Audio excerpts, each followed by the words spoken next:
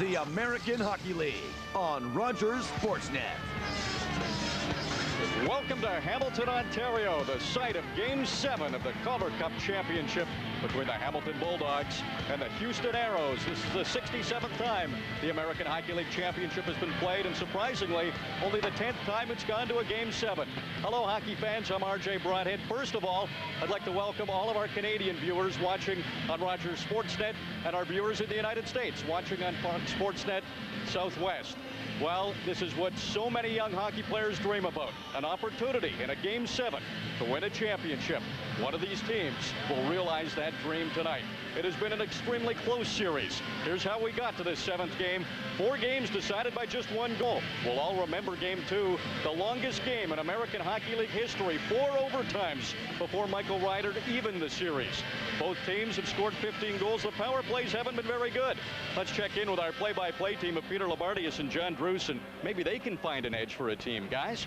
Well, I don't know about that, RJ, but it has been thoroughly entertaining through 6 games, John Druce, and I know I don't expect any different in front of 17,000 plus here at the Cops Coliseum. The hometown Bulldogs forced this winner-take-all showdown with a 2-1 victory on Monday night in a contest where they got great goaltending, a quick start, and tremendous penalty killing.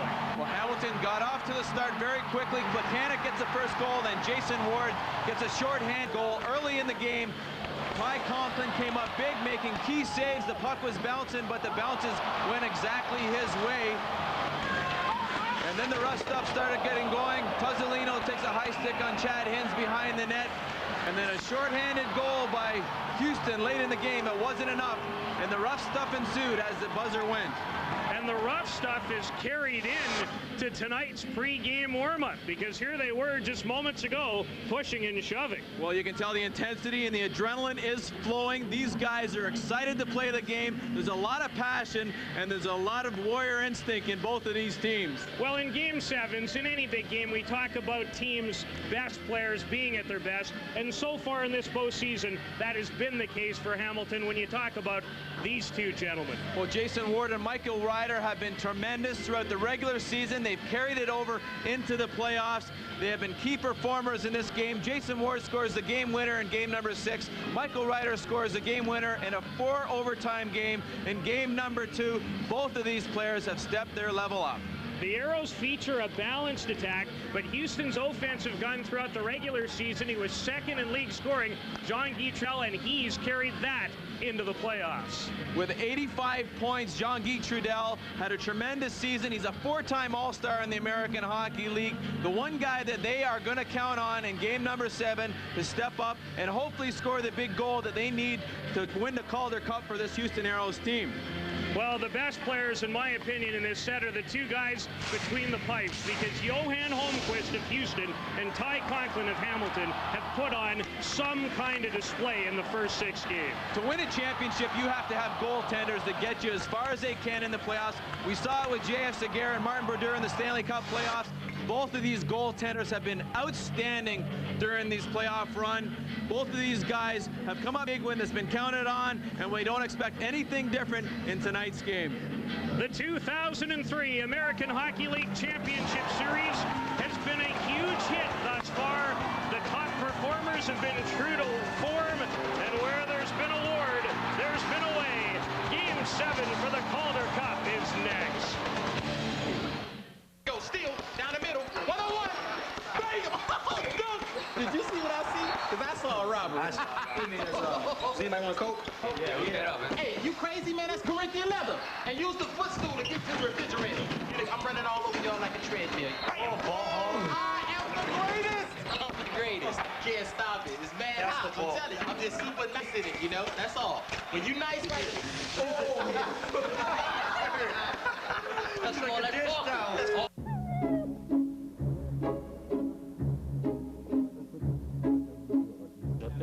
Passar uns digo a direito não pegou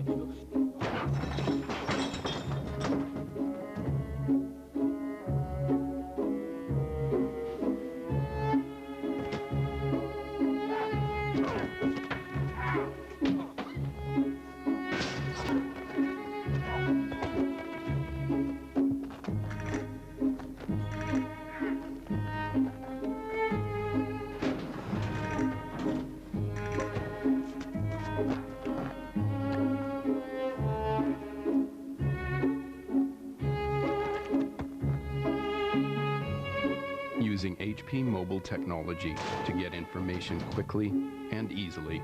The world's police forces now fight crime digitally.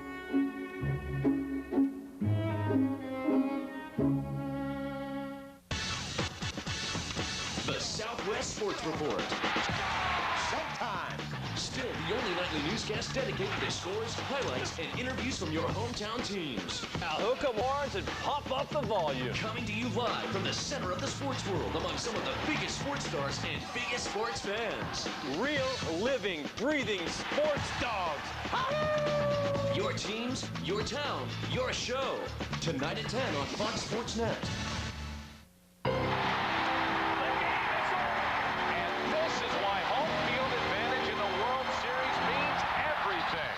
Now, for the first time ever, the league that wins the All-Star game will earn home field advantage in the World Series.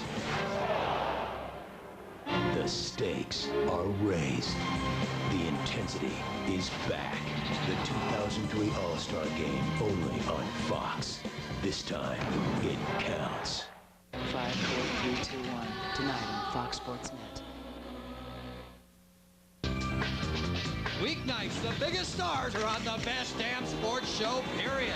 Are you ready, live in living color? Please welcome Samuel L. Jackson. Armin Electra. Shaq. Arnold Schwarzenegger. I'm excited. It's show business. It's entertainment. Mike Tyson. Am I going to say this? Like the best damn sports show? Yeah! Tonight on Fox Sports Net.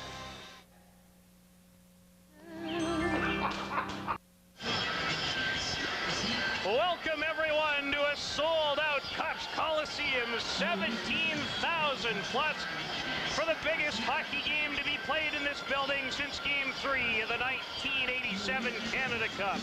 Starting for the Houston Aeros, the 25-year-old from Sweden, Johan Holmqvist, a save percentage of .925 and a record of 14-8, and getting the call between the pipes for the Hamilton Bulldogs, the product of Anchorage, Alaska, Ty Conklin, 9-5.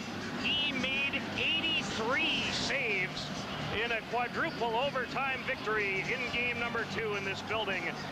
The striped-shirted gentleman who will handle it, Craig Spada, Mark Shuchuk, and Kevin Hastings.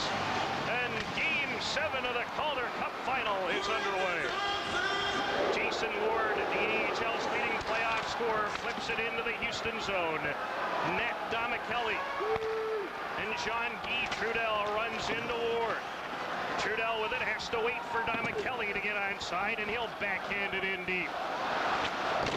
This place is absolutely electric. Zbynek McCulloch played his junior hockey the last 2 years in Shawinigan of the Quebec Major Junior League. Bobby Allen for Hossa, and that makes its way out of the zone before McCulloch plays it back in on the offside. Being a game number 7, Peter, everybody has to keep things under control, stay focused. One of the things Jeff Ward wants his team to concentrate on early in this game, get the puck out across his blue line and get it in deep early. They've been red hot all series long, getting the first goals of the game, so they want to continue that trend. Hamilton has scored first on 5 of the 6 occasions in this series, and all of those 5 first goals happened prior to the 5-minute mark of the opening frame. We'll see if that trend continues.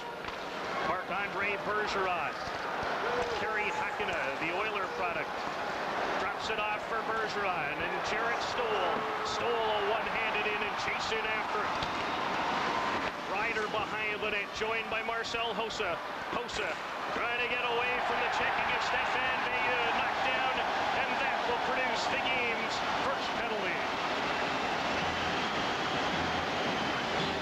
Well, the power play hasn't been very good for Hamilton, but they're going to get an opportunity early. This is what Hamilton does best. They forecheck very well, and with Hossa out there carrying the puck, moving his feet along the board, he draws a penalty. Stefan Bayeux is in the box early for slashing. Bayeux, the leading scorer in the postseason for these Aeros, but right now sits down for the next 2 minutes or less. An early power play for the Bulldogs. Bushman, a drive from the blue line. That kicked aside by Holmqvist.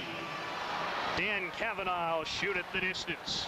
The Hamilton power play features Francois Beauchemin, Bobby Allen, Chad Hins, Bill Lindsay, and Rafi Torres. And Torres will ring it on the moves towards Hins. Torres in forechecking. Hins wanted to shoot it, was stripped of the puck, and Domichelli shoots it out. Trudell in a race with Allen, who beats him to the loose disc. Hamilton so far in this postseason operating at 11.6% with a manpower advantage. They were the fourth best team during the regular season at over 18%. Jason Ward trying to cut toward the net, stripped neatly by Travis Roach. Cloutier to the line, not out. Hainsey a shot that went into the corner. Commissaric, cross ice and defense partner Hainsey returns the favor. The shot blocked by Cavanaugh. 54 seconds to go on the manpower advantage. No score early on in Game 7. Hainsey, cross ice, Griton had a chance. That hit Diamond and went wide of the net. Hainsey will tee it up, and a good glove stop. His best of the game by the Swedish netminder, Johan Holmqvist. Hamilton doing a terrific job moving the puck around. They're having a hard time getting the puck through to the net because Houston penalty killers are blocking shots. This shot here, though, was going to make it through. Holmqvist comes up, hangs onto it, doesn't leave any rebounds available for Hamilton to jump on. Holmqvist made 79 saves in that quadruple overtime marathon in this building in Game 2. It was one of the finest goaltending displays I have seen involving two netminders. 25 seconds to go, and the game's first power play were early. In the series so far, Hamilton's power play is just 3 for 26. And great forechecking by the Aeros. Dan Cavanaugh. Stoll, good play to pick it up in behind him. Long shot, that's steered away.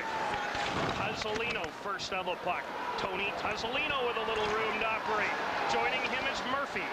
Pass well in behind him is Houston back at full strength.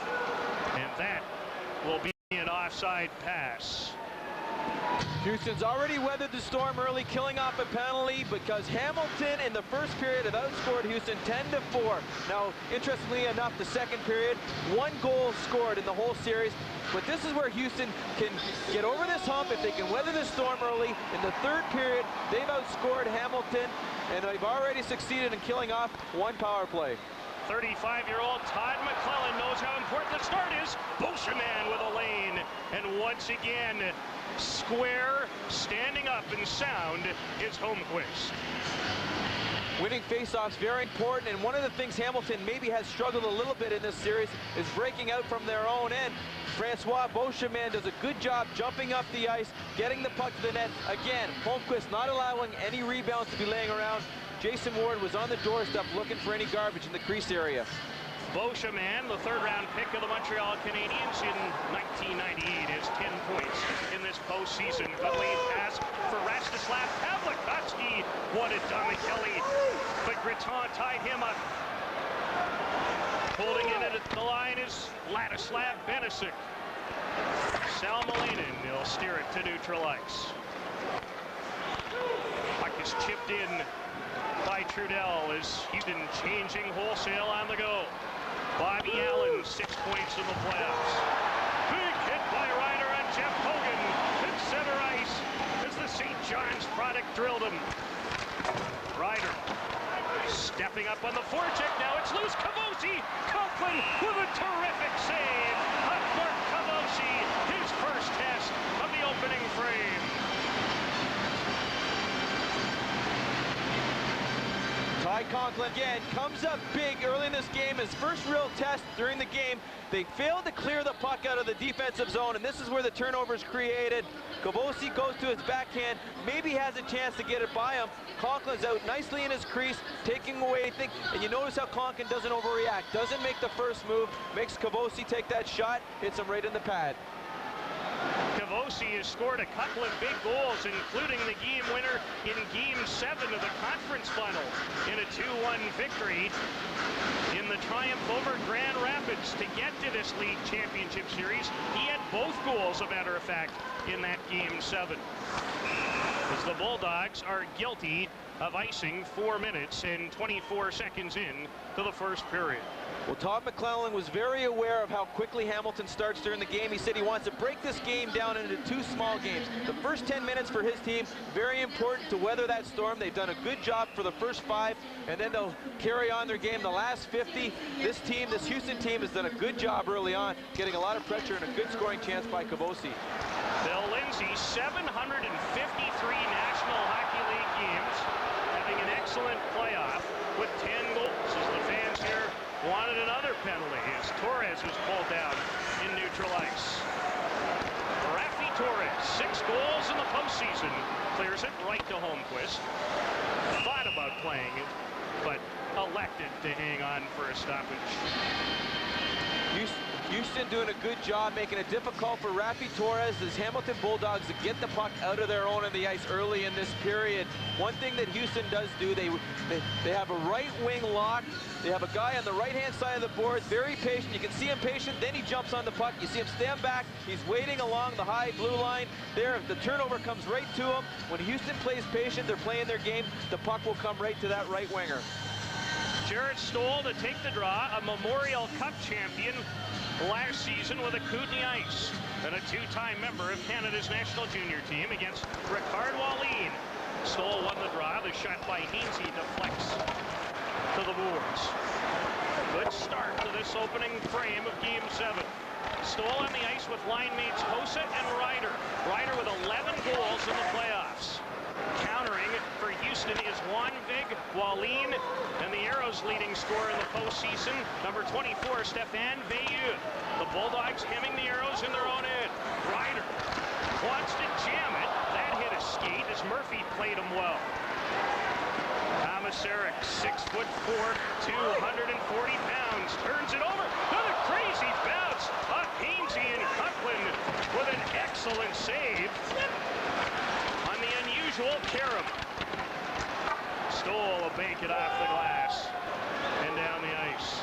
Game number 6, 3 of the goals that were scored were very nice goals and shots. Last thing you want right now is to have a garbage goal going off the defenseman into the own net. Beauchemin. Checked up by Pavlikovsky. Trudel. Pavlikovsky just one-hands it in. Bobby Allen for Francois Beauchemin. Flips it out in behind Breton. David Cullens of St. Catharines, Ontario will shoot it in. As the teams play catch with it, a big hit by Benisic on Jason Ward, and that's going to result in an interference penalty. We're looking for our first goal in game number 7. And when we return, Todd McClellan's men will be shorthanded. Weeknights, the biggest stars are on the best damn sports show, period. Are you ready, fire in living color? Please welcome Samuel Jackson. Armin Electra. Shaq. Arnold Schwarzenegger. I'm excited. It's show business. It's entertainment. Mike Tyson. Am I going to say this? Like the best damn sports show? Tonight on Fox Sports Net. On the next Beyond the Glory, Paul Pierce had to survive the mean streets of Los Angeles. I've been on the bus line going to school where kids have pulled out guns. Basketball was his ticket to fame and fortune. You could see that Paul was really going to be something special. But a violent bar brawl nearly ended it all. I'm just saying to myself, you know, I hope I don't die. The heroic story of an NBA star. Paul Pierce, Beyond the Glory, Sunday at 11 on Fox Sports Net. Okay, so if it's blue, we're pregnant. Yeah. Okay, baby, you look. No, honey, you should do it. I can't do it, please. Really? You have to do it, yeah. Okay.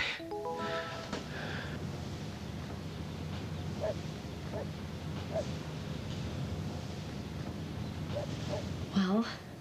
Astros are gonna kill him. Here, take this thing.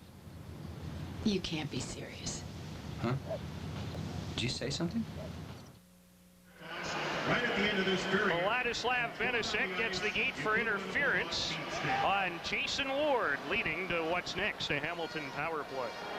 Jason Ward trying to break through. You see Benisic step up, take Ward off of his feet. Interference call. Good call by the referee. Hamilton 0 for 1 on the power play in the hockey game.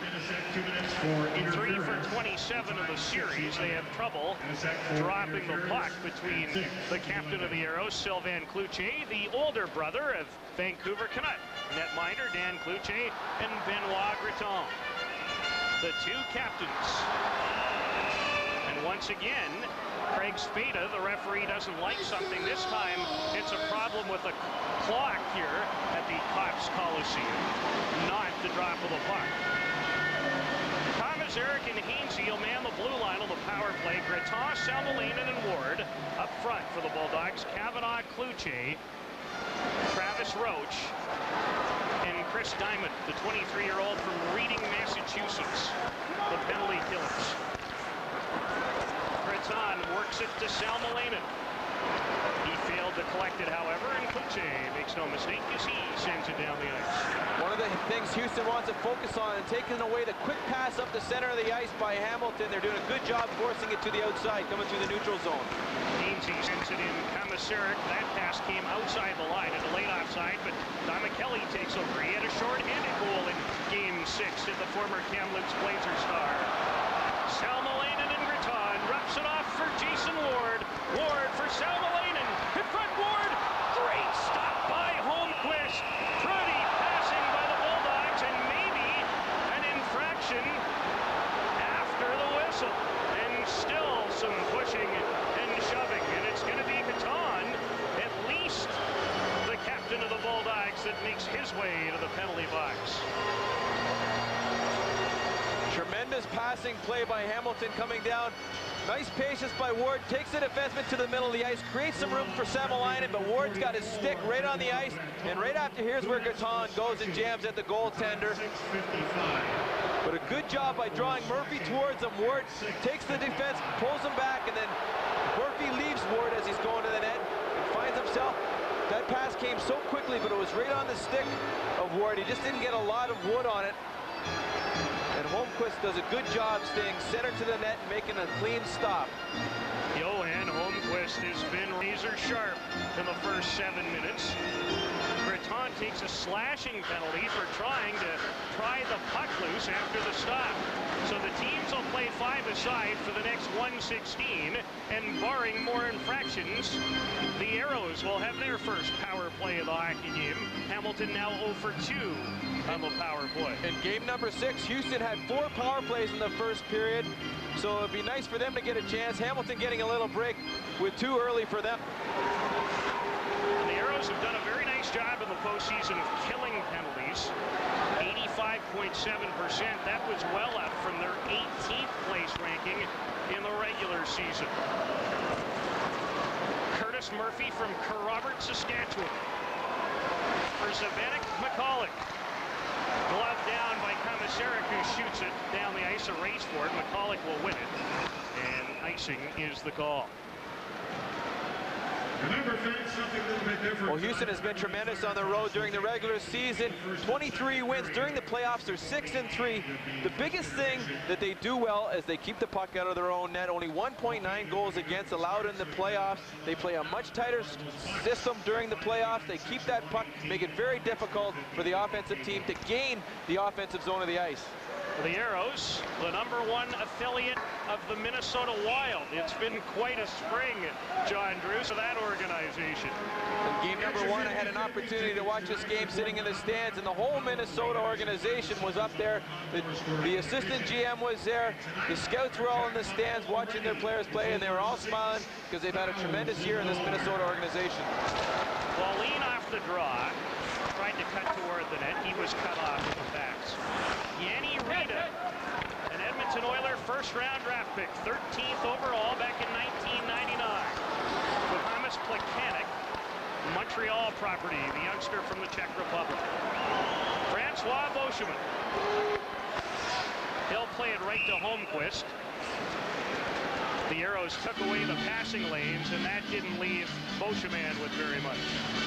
Well, Yanni Rita, one player on this team who really needs to step his game up. Early in the season, he played with Jason Ward and Benoit Gratton. They were the top line in the league and he really hasn't stepped up very well in this playoff. 1 point in his last 15 games played, and that was in game number 6, so he did contribute, but before that, he really had a dry spell. 3 goals, 4 assists for 7 points last year in the Calder Cup playoffs. He was terrific. He had 12 points. And after the season was the top pro prospect voted on by the Hockey News. So Bennett McCulloch out to center ice. Pavlikovsky in behind Domicelli. A lot of syllables there when those two guys are on the end. As Houston on the power play, 30 seconds left in it, their first of the night, operating at 12.4% with a man advantage in the playoffs. Curtis Murphy will try and track it down and does so on the end boards. Murphy, Domicelli from close range, but he missed the near side. Domicelli again, frees it loose for Jean-Guy Trudel. Aeros with a man-power advantage. Trudel, his shot blocked. Murphy, he'll tee it up, and that's blocked too, this time by Bill Lindsay. A good defensive play, who pokes it up to center ice. Teams back at full strength. Marc-Andre Bergeron turns it over. Trudel intercepted, but couldn't clear it in deep as Breton. Looked like he flipped it into the bench, but play goes on here. Beauchemin finds Jason Ward. Hard wrist shot from a long way out. That went over top of the cage, and it's Tuzzolino who will slip it in. Tablosi and Hunt pursuit. Conklin way out of the goal. Acts as a defenseman on the play. Breton back the other way for the Bulldogs. Feet nearly connected with Ward, who's been all over the ice as one would expect. He leads the Calder Cup playoffs with 21 points. Puck is played ahead and now tapped to center by Benesic. Benesic will go back in his own zone as the Bulldogs make a wholesale line change. We've played 10 minutes of the opening period. Still looking for our first goal. Sellout crowd at the Cox Coliseum for game number 7. The final hockey game anywhere the 2002-2003 season. Kluche working hard down low. Shot from Jay Henderson. Stopped by Conklin, and here's Torres. Flips the one upper wide. Hyman takes a crunching hit from Lindsay. Sylvain Kluche headmans the puck to Henderson and Dan Kavanaugh. He'll flip it in. Kavanaugh scored a big goal in game number 5 of the series. Jared Stoll tied up effectively. Kyle Wanvik tries to strip him and does so. Wanvik, the former Red Deer Rebel. Wanvik showing great strength.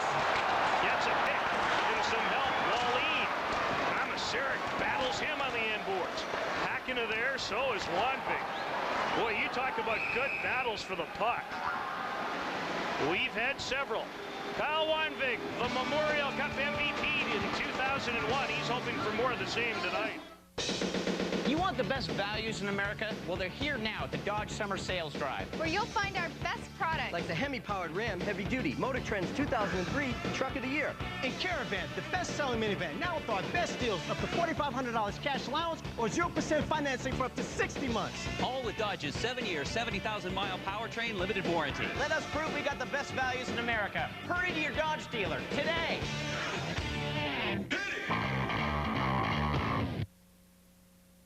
When the 20 millionth Ford came to Texas, the Model A's protective safety glass began a long history of safety innovations. Now that's a legacy worth celebrating.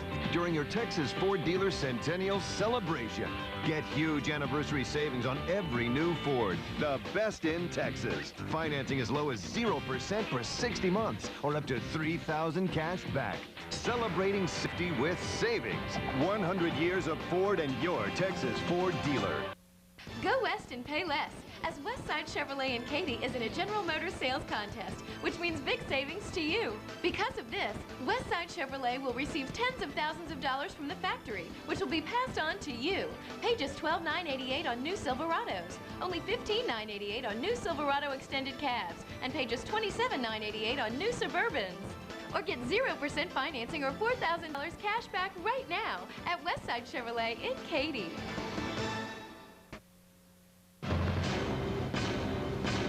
It's an interleague showdown. Pudge Rodriguez makes his first trip back to Texas as the Marlins look to shut down baseball's most potent lineup. Saturday and Sunday on Fox Sports Net. This game. And John, it's been a pretty good start, hasn't it? Too bad. Big stop by Conklin. Right off the draw. And both goalies have been excellent, as they have been in the first 6 games of this set. Michael Ryder flips it out to center ice. Curtis Murphy, the AHL's most outstanding defenseman this year. Cleared it in. Stefan Veilleux. Watch closely. Helping out is Wanvik. He's pulled down to the ice by Bergeron. Veilleux looking to throw a big hit on Marcel Hossa, who retrieves the puck and finds Jared Stoll. 5 postseason goals. His shot blocked by McCulloch. Played it in front, and that's kicked to the boards by Holmquist. Kelly with a burst of speed, working 1-on-2. Kelly slides it to the front of the net, and Conklin will take no chances. Kelly scored the shorthanded goal for Houston in the last couple minutes of play in Game 6. He showed a tremendous burst of speed coming down the wing. Nobody with him in the play.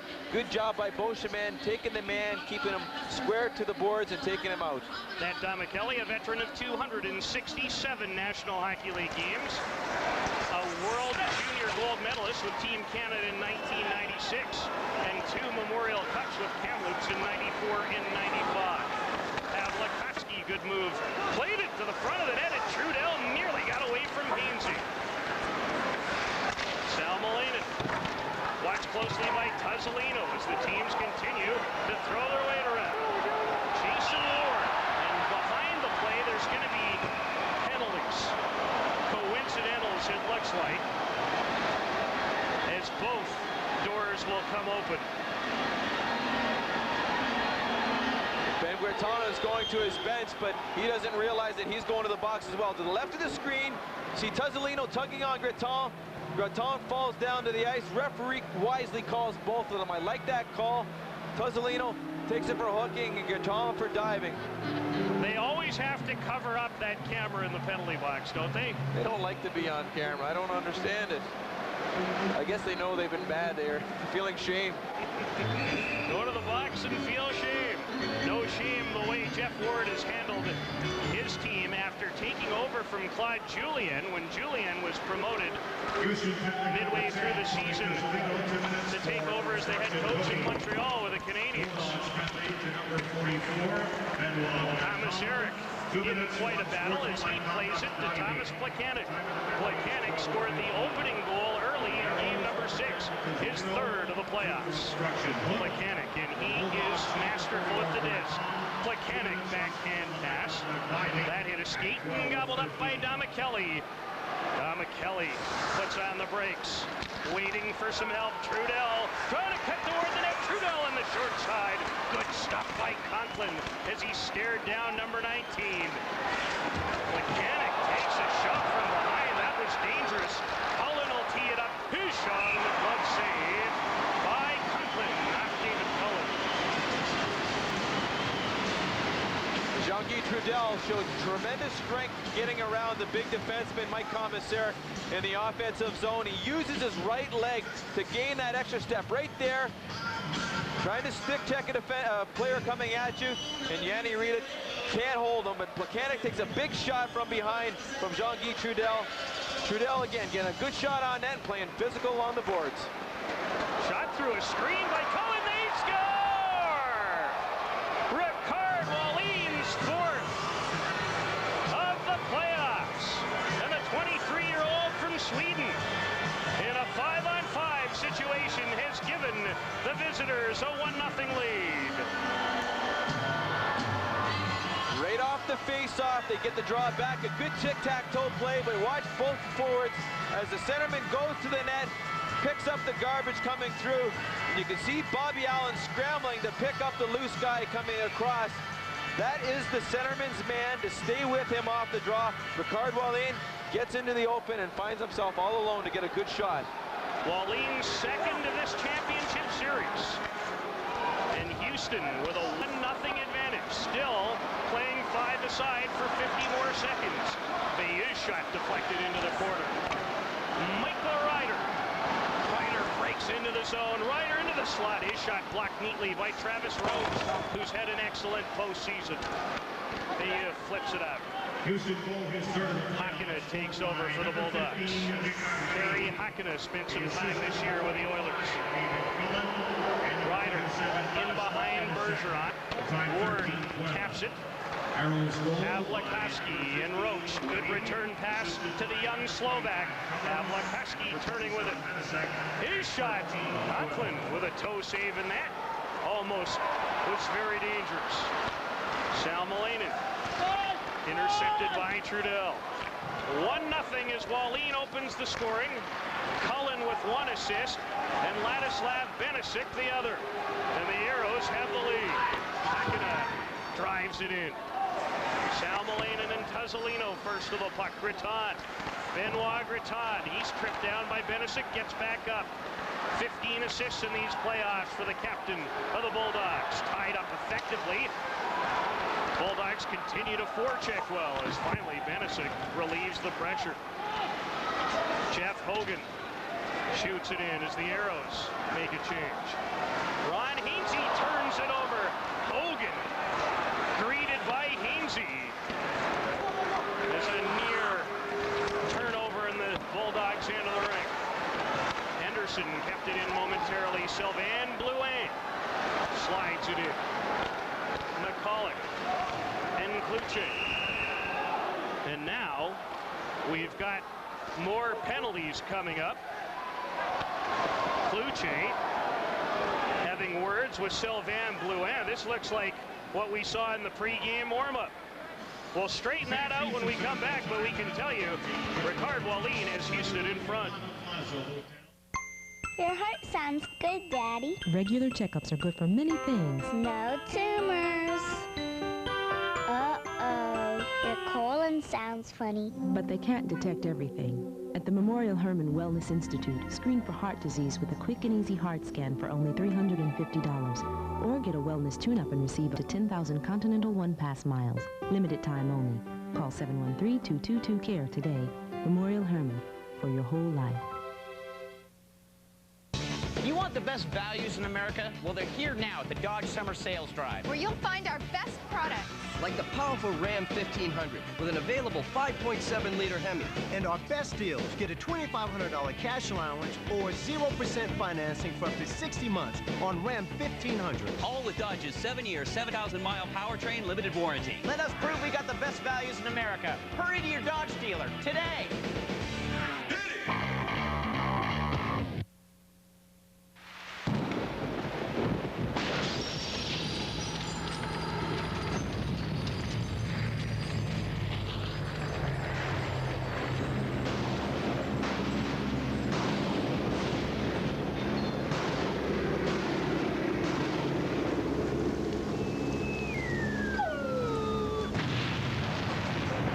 Calder Cup playoffs. Let the games begin. For the best in internet information involving the American Hockey League, log on to theAHL.com. Everything you could want and more on that website. And what the Hamilton Bulldogs did not want trailing 1-0 in this contest was a penalty to kill off, but that's exactly the situation. Thomas Plekanec picking up a 2-minute minor for high sticking with just under 5 minutes to go. Ricard Wallin's fourth of the playoffs and second of this series in a 5-on-5 situation has the Aeros in front in Game 7 of the Calder Cup final. Houston with its second power play opportunity of the hockey game. The first one was not a full 2-minute advantage. Conklin well out of the net to clear it. Off the glass, Wallin, the goal scorer, knocks it down. Wallin and Stefan Veilleux trying to cut in front, does. Couldn't jam it home on the short side. Wallin and David Cullen. Aeros on the power play, working it around nicely. Veilleux and the opposing 24, Beauchemin, who knocked him down, but got it as far as the line, but not out. Wallin off of Bill Lindsay, it goes to Chad Hiddens, and he'll find an opening. Hamilton doing a good job keeping the puck to the outside, and you keep an eye on that battle out front. Kyle One-Big stands out front of the net on the power play. He's off right now, but a good battle between him and Bobby Allen. Curtis Murphy drives the puck in. Hamasirik popped away from him. Murphy behind the net, popped away from Domicelli. Trudell and Pavlikovsky. Travis Roach, cross ice, and Murphy. Murphy, shot deflected, scores! Or did it go in? I thought it hit the inside part of the mesh. Bergeron turns it the other way. His feed gobbled up by Roach. What a near call. Can't wait to get another look at that. 8 seconds to go in the power play. Pavlikovsky. Chris Diamond feeds it down low. Roach into the slot area. Plekanec out of the penalty box. Pavlikovsky blocked by Komisarek, and Stoll will start away. He'll shoot it in. John, that couldn't have been any closer without going in the net. Well, I'd like to see that one again. A look close from up here. Tough to tell, but we'll get a chance to take a look at that. Well, Craig Spida had the best look in the building, the referee, so Hogan shoots it in.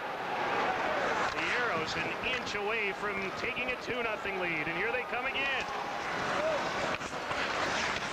They have taken the momentum away. However, with that said, we're going to have a penalty. And Beauchemin, who lost his stick, might be on his way to the penalty box for slashing.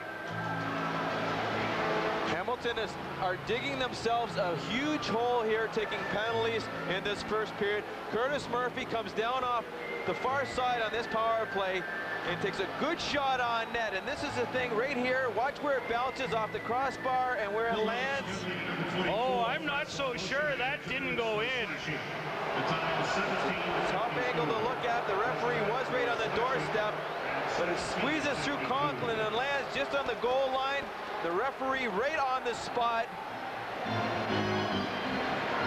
Off the post and down, and there looks to be a little separation between black and red there, doesn't there? It'd be nice if we could see overhead, then you could see if it was completely over the goal line. The referee's right on the spot. You can't argue with him being right there. The Bulldogs dodge a bullet, but they find themselves shorthanded with just over 2 minutes to go. Third power play chance of the opening frame for the Aeros, and they came within millimeters. Sorry for those of you watching in Texas tonight. Very close in Canada to scoring. Cullen one-timer made its way through to Conklin, loose in front. Lindsay lost the handle. Stefan Veus, 6 goals in the playoffs. The former Val-d'Or Fureur. McCulloch, wrist shot deflected. Good stop by Conklin. As the Aeros with excellent traffic, John, going to the net. They move that puck around point to point, and they get it to the net, and there's traffic there every time. Makes it very hard on Ty Conklin to see that puck.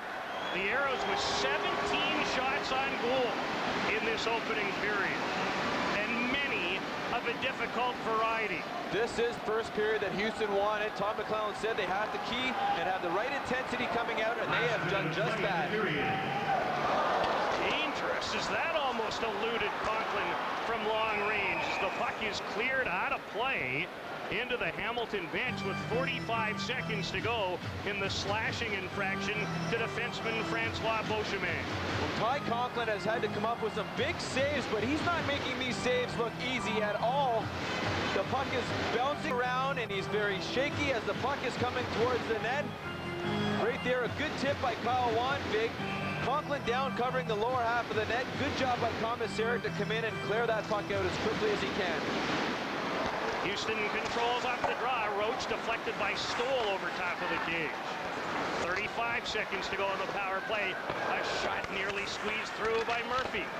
Pavlikovsky in front. Trudell chipped it, but that went over top of the net. The Aeros applying a ton of pressure with a power play and a 1-0 advantage. Domicelli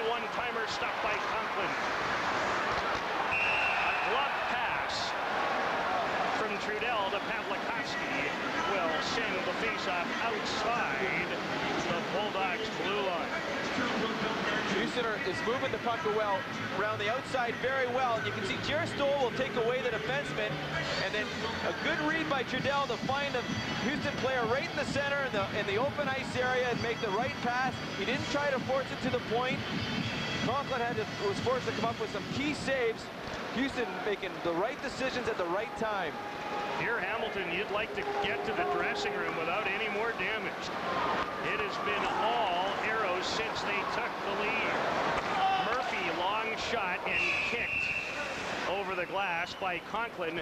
The 20th shot that he's faced in this opening period, which has less than 10 seconds left in it. I think that Houston is sensing that Conklin is struggling with the puck. They're trying to get everything they can on the net. They're not passing up an opportunity. Curtis Murphy got a shot from just outside the blue line and put it on the net. And you can see Ty Conklin is a little bit shaken from the pressure being put out in front of him. One last opportunity. Trying to get loose is Kavanaugh as Beauchemin comes out of the box.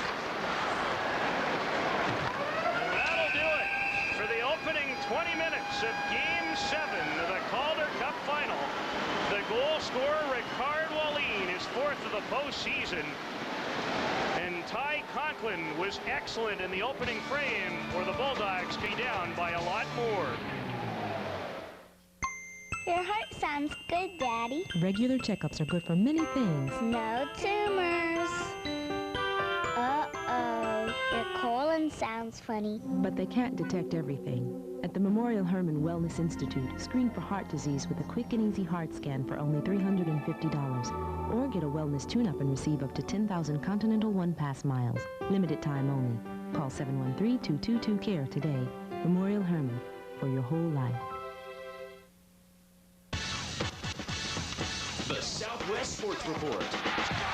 Showtime. Still the only nightly newscast dedicated to scores, highlights, and interviews from your hometown teams. Now hook up horns and pump up the volume. Coming to you live from the center of the sports world among some of the biggest sports stars and biggest sports fans. Real, living, breathing sports dogs. Your teams, your town, your show. Tonight at 10 on Fox Sports Net. Time Warner Digital Cable gives you the power to control movies. The Chamber of Secrets has been opened. Excellent. And Harry Potter's latest adventure begins whenever you're ready. Hogwarts is back in session the instant you order. And you can control the magic with your digital remote. Order Harry Potter and the Chamber of Secrets. Now, with the power of eye control from Time Warner Digital Cable. If you don't have digital, call Time Warner Cable now. Go west and pay less, as Westside Chevrolet in Katy is in a General Motors sales contest, which means big savings to you. Because of this, Westside Chevrolet will receive tens of thousands of dollars from the factory, which will be passed on to you. Pay just $12,988 on new Silverados, only $15,988 on new Silverado extended cabs, and pay just $27,988 on new Suburbans. Or get 0% financing or $4,000 cash back right now at Westside Chevrolet in Katy. It's an interleague showdown. Pudge Rodriguez makes his first trip back to Texas as the Marlins look to shut down baseball's most potent lineup. Saturday and Sunday on Fox Sports Net.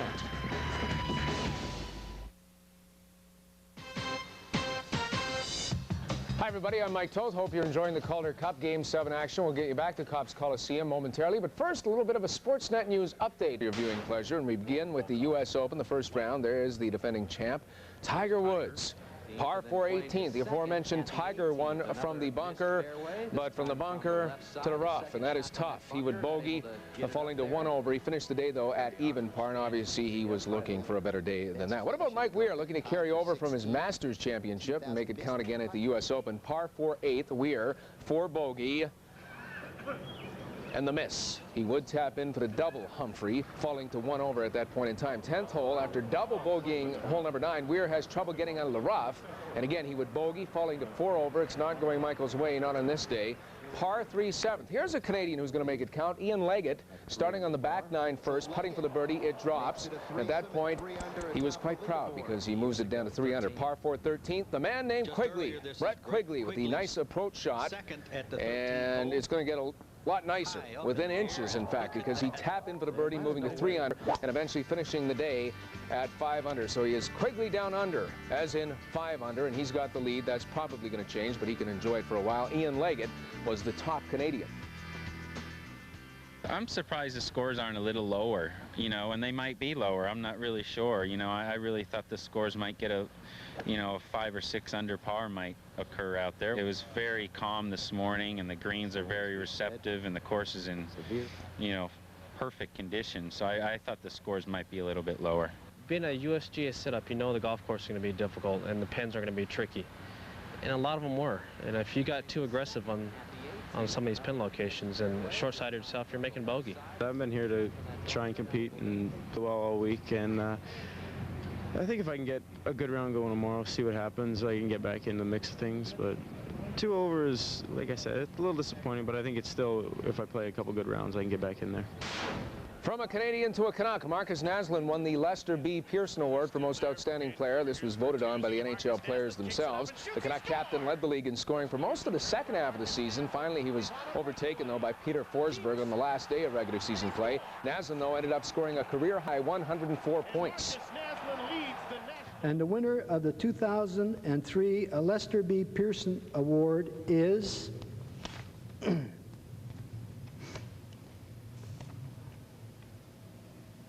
Marcus Naslund. It's really an honor to be up here, and just looking down the list of past winners, it's a very humbling experience. I'm very proud. I want to thank my peers for voting for me, and most of all, I want to thank my teammates for, without them, I wouldn't be here. There you go, the Big M and the Big M. The Astros and the Yankees now. Those are the 6 Astro pitchers who combined on that no-hitter against the Yankees yesterday. This was a new day. Top of the 6, tied at 3, 2 on, 2 out. Everett with a ground rule double, and that's going to score Hidalgo and Berkman. And it was 5-3 for the Stros. Bottom of 7, now 5-4. 1 runner on for Raul Mondesi, the former Blue Jay, singles right back at you, scoring jumbo Jason Giambi, and the game was tied at 5. Bottom 8, 1 out. Bases are juiced. Alfonso Soriano with the single to right. And that's going to get it done. Matsui is in to plate it. The Yankees go on to win the ball game. 6-5 would be your final at Yankee Stadium on this day. And on this night, we are very proud to announce that myself and my good friend Darren Millard will be here after the hockey game. We'll have more on the NHL awards tonight. Mike Weir and his problems at the U.S. Open. Our golf analyst John Gordon will check in and talk about that. And Villeneuve spins into Montreal for the big F1 race. It's coming up following the Calder Cup on Sportsnet. When was the last time you had a real chicken sandwich? Not a chicken nugget, chunk, or plank, but a whole hearty chicken breast. A pure, grandmother-approved picnic basket centerpiece, takes 2 hands to hold it chicken sandwich. We got that. For a limited time, we're making Honey Dijon What-A Chicken sandwiches. A whole chicken breast fillet with bacon, Swiss American cheese, and Honey Dijon sauce on a wheat bun. What a burger! Just like you like it.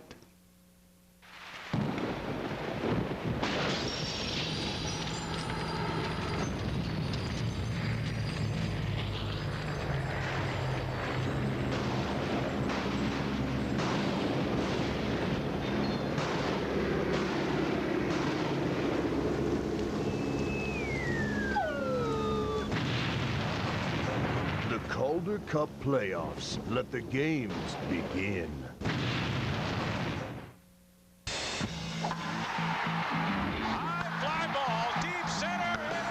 Hi, I'm Joe Torre. Once again, home runs are going to help save lives. Thanks to the Cap Cure Home Run Challenge, every home run hit in the major leagues will raise money to help researchers find a cure for prostate cancer. Please do your part, and one day we can say that prostate cancer is... Please join the Cap Cure Home Run Challenge from June 7th to June 15th by calling 1-800-547-CURE.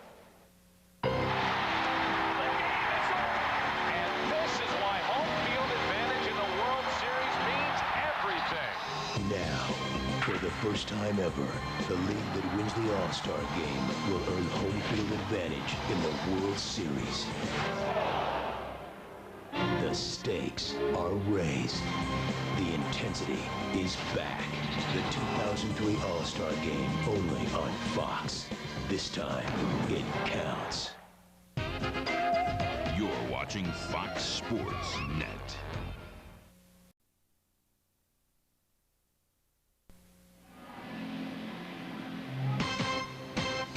Coming up tonight, Sportsnet News, 10 o'clock in all regions. We'll update you on the first round of the U.S. Open and, of course, the NHL Awards and so much more. So do not miss Sportsnet News. Along with me now is Jean-Guy Trudel of the Houston Aeros. Jean-Guy, pretty good first period for you guys, a little better than in the past. Yeah, I know. Last 4 or 5 games, we've been pretty slow out of the gates, and against a team like Hamilton, you just can't do that. They're so fast, they're powerful offensively, and they put the puck deep, and they go get it hard. So I think we played a little bit better. We got some things to work on, but like I said, it's going to be a long night. But hey, it's a lot of fun out there with 17,000 in the crowd. Seeing you guys this morning at the morning skate, you seem very relaxed, which might be a little unusual for such a pressure-packed game. Well, I mean, we've been in Game 7 last round, and we've been there, but like I said, you always have those butterflies inside of you, even if you seem relaxed. But like I said, it's going to be a battle. It's just one period. We played decent that period, but it's just one, and we got a long ways to go. Game 7 for a championship, a dream for a lot of hockey players. Where does this rank in your hockey career? This is my biggest game ever, but it's a lot of fun. Like I said, 17,000 fans. It's good for the AHL, good for everybody, and at the same time, as a player, you can't ask for anything more. One game to decide it all. So, but hey, it's a battle out there. It's a lot of fun. It's been a great series, and hopefully the next 2 periods are going to be worthwhile. A lot of similarities between the Houston Aeros and your parent club, the Minnesota Wild. They did very well. Not a lot of stars, but play a team concept. Can you guys build a little inspiration off what they did? Exactly. When you're brought up in that system, it's more a defensive-oriented system, and that's what we're trying to be. But against a team like Hamilton, you got to be on your toes all the time. But like you said, we do play a defensive style, and no big stars like you see in the playoffs. Our scores are not too high, but everybody works for a common goal and work for each other, and that's what brought us success in the playoffs. A good start, but there's still 40 minutes to go. What do you have to do? We got to do the same thing. Put the puck behind, and we just can't let them skate. They're too fast of a team, too good offensively, and but like I said, hey, it's a battle out there, and it's a lot of fun, and hopefully everybody's going to enjoy this game. Jean-Guy, thanks so much, and best of luck to you the rest of the way. Thanks a lot, RJ. Appreciate it. Jean-Guy Trudel, a 4-time All-Star, will certainly need to rely on that experience in the final 40 minutes. He had opportunities. They may come. 1-0 Aeros. The Southwest Sports Report. Showtime. Still the only nightly newscast dedicated to scores, highlights, and interviews from your hometown teams. Now hook 'em horns and pump up the volume. Coming to you live from the center of the sports world among some of the biggest sports stars and biggest sports fans. Real, living, breathing sports dogs. Your teams, your town, your show. Tonight at 10 on Fox Sports Net.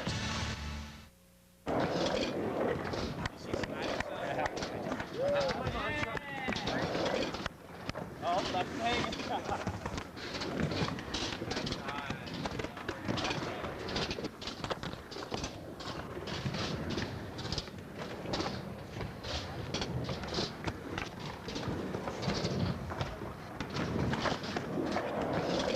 5, 4, 3, 2, 1. The nightly show that brings you inside the world of extreme sports.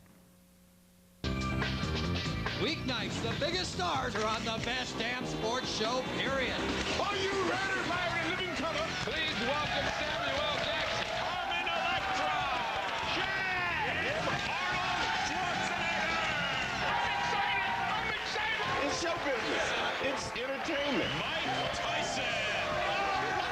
Am I going to say this? Like the best damn sports show? Yeah! Tonight on Fox Sports Net. Okay, so if it's blue, we're pregnant. Yeah.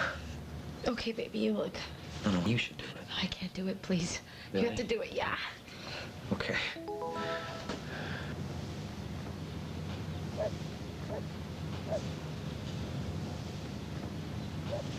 Well?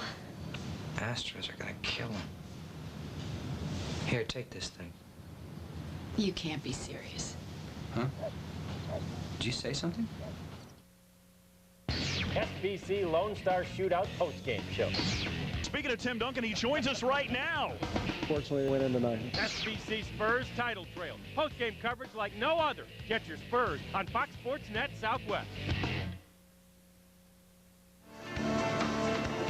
The play of the period of the Calder Cup final, Game 7. It goes to the Aeros. David Cullen takes the shot from the point. A rebound will come to Ricard Wallin, and he slides it past Ty Conklin. The all-important first goal goes to the Houston Aeros. Still 2 periods to go. We'll see what happens. Period 2 coming up. On the next Beyond the Glory, Paul Pierce had to survive the mean streets of Los Angeles. I've been on the bus line going to school where kids have pulled out guns. Basketball was his ticket to fame and fortune. You could see that Paul was really going to be something special. But a violent bar brawl nearly ended it all. I'm just saying to myself, you know, I hope I don't die. The heroic story of an NBA star. Paul Pierce, Beyond the Glory, Sunday at 11 on Fox Sports Net.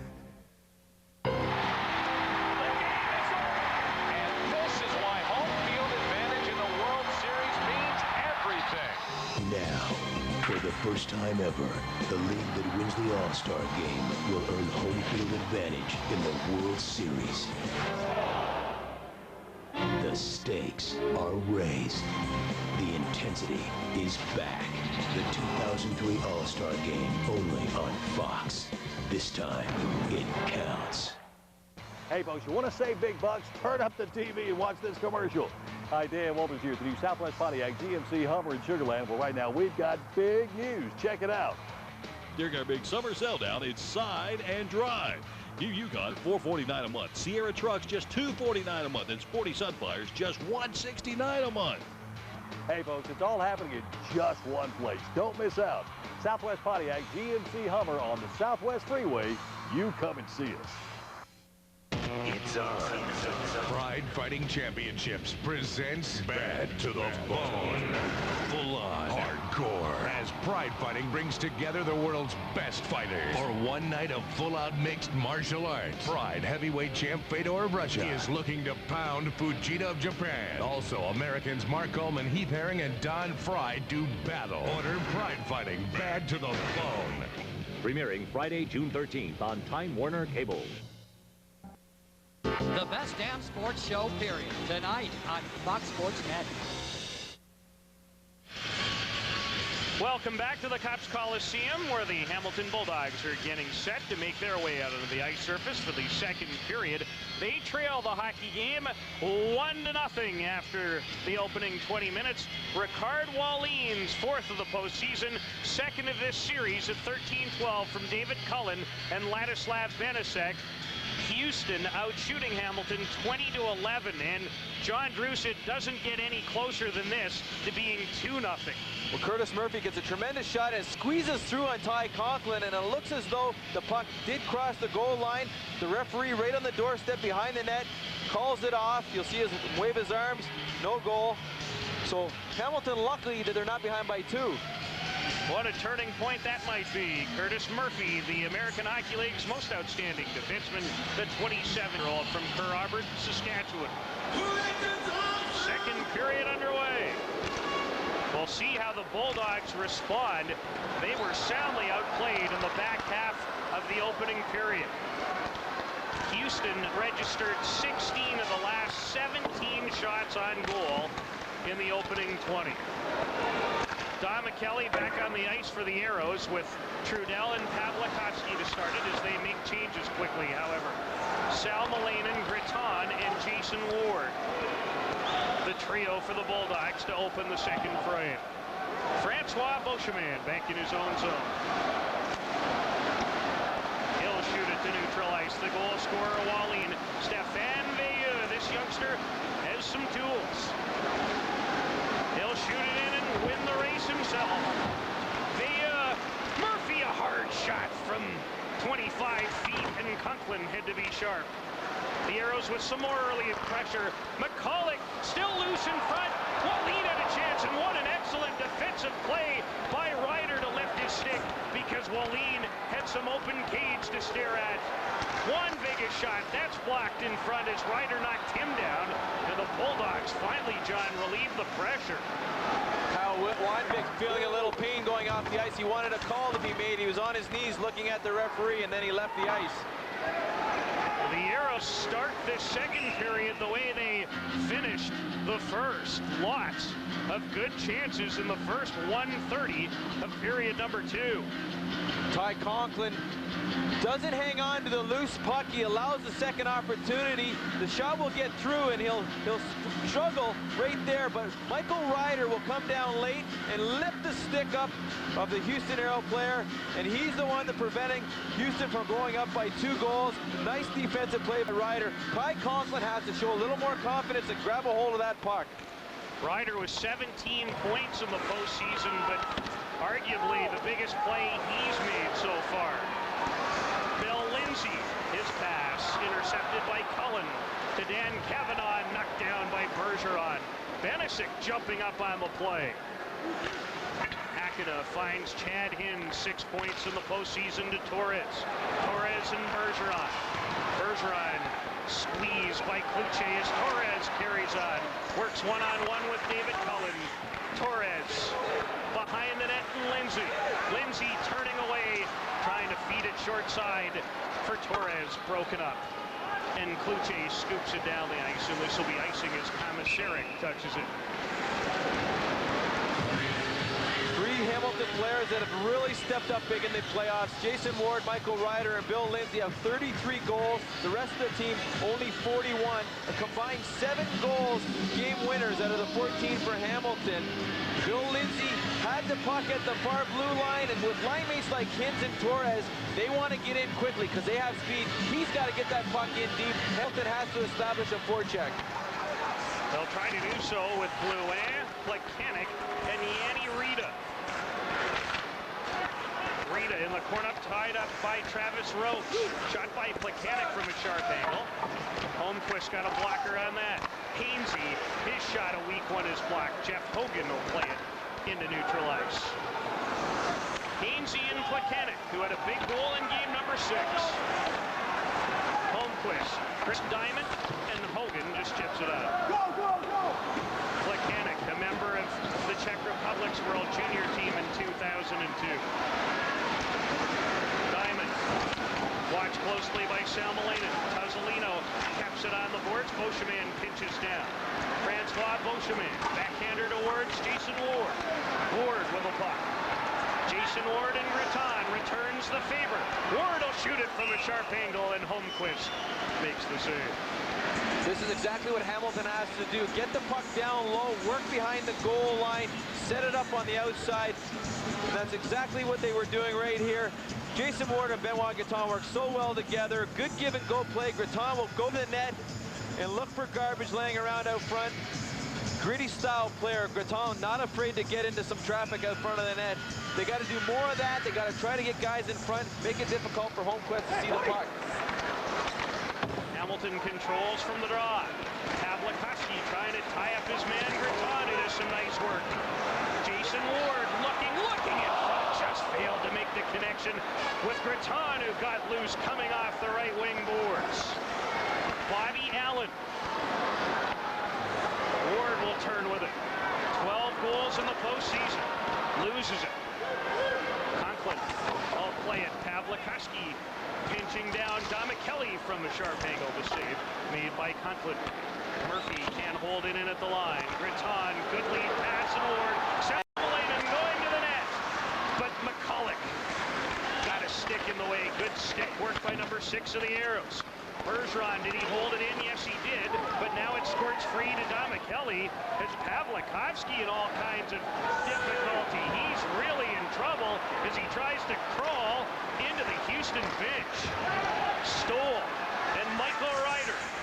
Ryder can't find it in his skates. Bayou flips it, not out. Bergeron towards Hossa. Cullen, who's played very well in this hockey game, can't clear. Vladislav Benisic got away from Ryder. The puck makes its way to Ricard Wallin. A glove-to-head pass. Things starting to get a little bit nasty. Pavlikovsky on the bench took a high stick right around the red line ice. Right at the red line, Jason Ward catches Pavlikovsky, and you can see he goes down. Ward goes off the ice, and Pavlikovsky, since that play, has been hunched over on the bench, feeling a little bit of pain. But we know the intensity in these games that these two teams have played, and shaken up is Pavlikovsky. The 26-year-old from Dubnica, Slovakia. And Pavlikovsky's head is turned backwards, looking the other way. Doesn't expect to get hit from the blind side. Pavlikovsky's had an excellent postseason with 12 points. He was a member of Slovakia's World Hockey Championship gold medal winning team in 2002. Luan for Rita, he can't get a good shot away. Komisarek moving in from the right point. He has the puck now. His shot, good effort. He'll get another try. Komisarek, that's blocked in front by Kavosi. As the Aeros do a nice job defensively of falling in front of the puck. If a team's going to be successful in the playoffs, they have to sacrifice the body, and you can see Kavosi getting up from a blocked shot. Starts off with Jeff Hogan blocking the first one. He's not even there yet, and he still blocks that shot because Komisarek took so long to get the shot away. And there's Kavosi sacrificing his body as well. Two guys making big stops. A goaltender loves players who are willing to go down and stop that puck for them. As long as it doesn't make its way through. That's right. That's right. Yes. Then they don't like it as much. Curtis Murphy, good outlet, and Dan Kavanaugh. Sylvan Kluchik. He has one goal in this series. Chad Hims loses it, carrying on is Lindsay and Torres. Torres greeted by McCullough. And the 20-year-old Czech Republic product has been good in this game on the back end for the Aeros. Torres with a puck. Finds Kerry Hakkinen. Weak wrist shot deflected wide. Bill Lindsay. Lindsay's pass for Torres did not work out very well as Kavanaugh back the other way. Dan Kavanaugh joined by Henderson, and Conklin kicked that away. Torres rink wide to Hakkinen. Hill slide it in, rings it on the boards in the direction of Gritton, kicks it towards Ward, runs into Murphy in front of the net, but Sal Mulanen's stick was lifted neatly by Nat Domicelli, the Edmonton product. Ricard Wallin at 13-12 the opening period, his fourth of the playoffs. The only goal so far in game number 7. The atmosphere is fantastic. 17,000 plus at Cox Coliseum. The most to ever watch a Hamilton Bulldog game. Icing is the call. Jeff Ward, not all that concerned yet, but he'd like a little more from his club. You're about to enter a whole new world of entertainment at AMC Theater. Love seat style stadium seating, Sony dynamic digital sound, huge wall-to-wall screens. So get ready to enjoy the show like you never have before. AMC Theaters, changing the way you see movies. Visit one of our 7 convenient Houston area locations. Start your morning off up to date with Houston's most dependable source for news. Phillips 66 plant. Now, what is burning? Our petroleum product. Weather. Clouds, some sun, warm, humid. And traffic. Backup is right over Gary Ashman. News Radio 740 KTRH. Tune throughout your day for the latest breaking news and updates on the Houston Astros. News, weather, and traffic. Nobody covers them like your home for Houston Astros baseball. Astros win. News Radio 740 KTRH.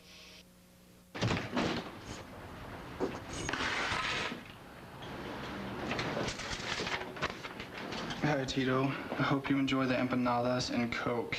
Love, Mom. Aww. Hey, man.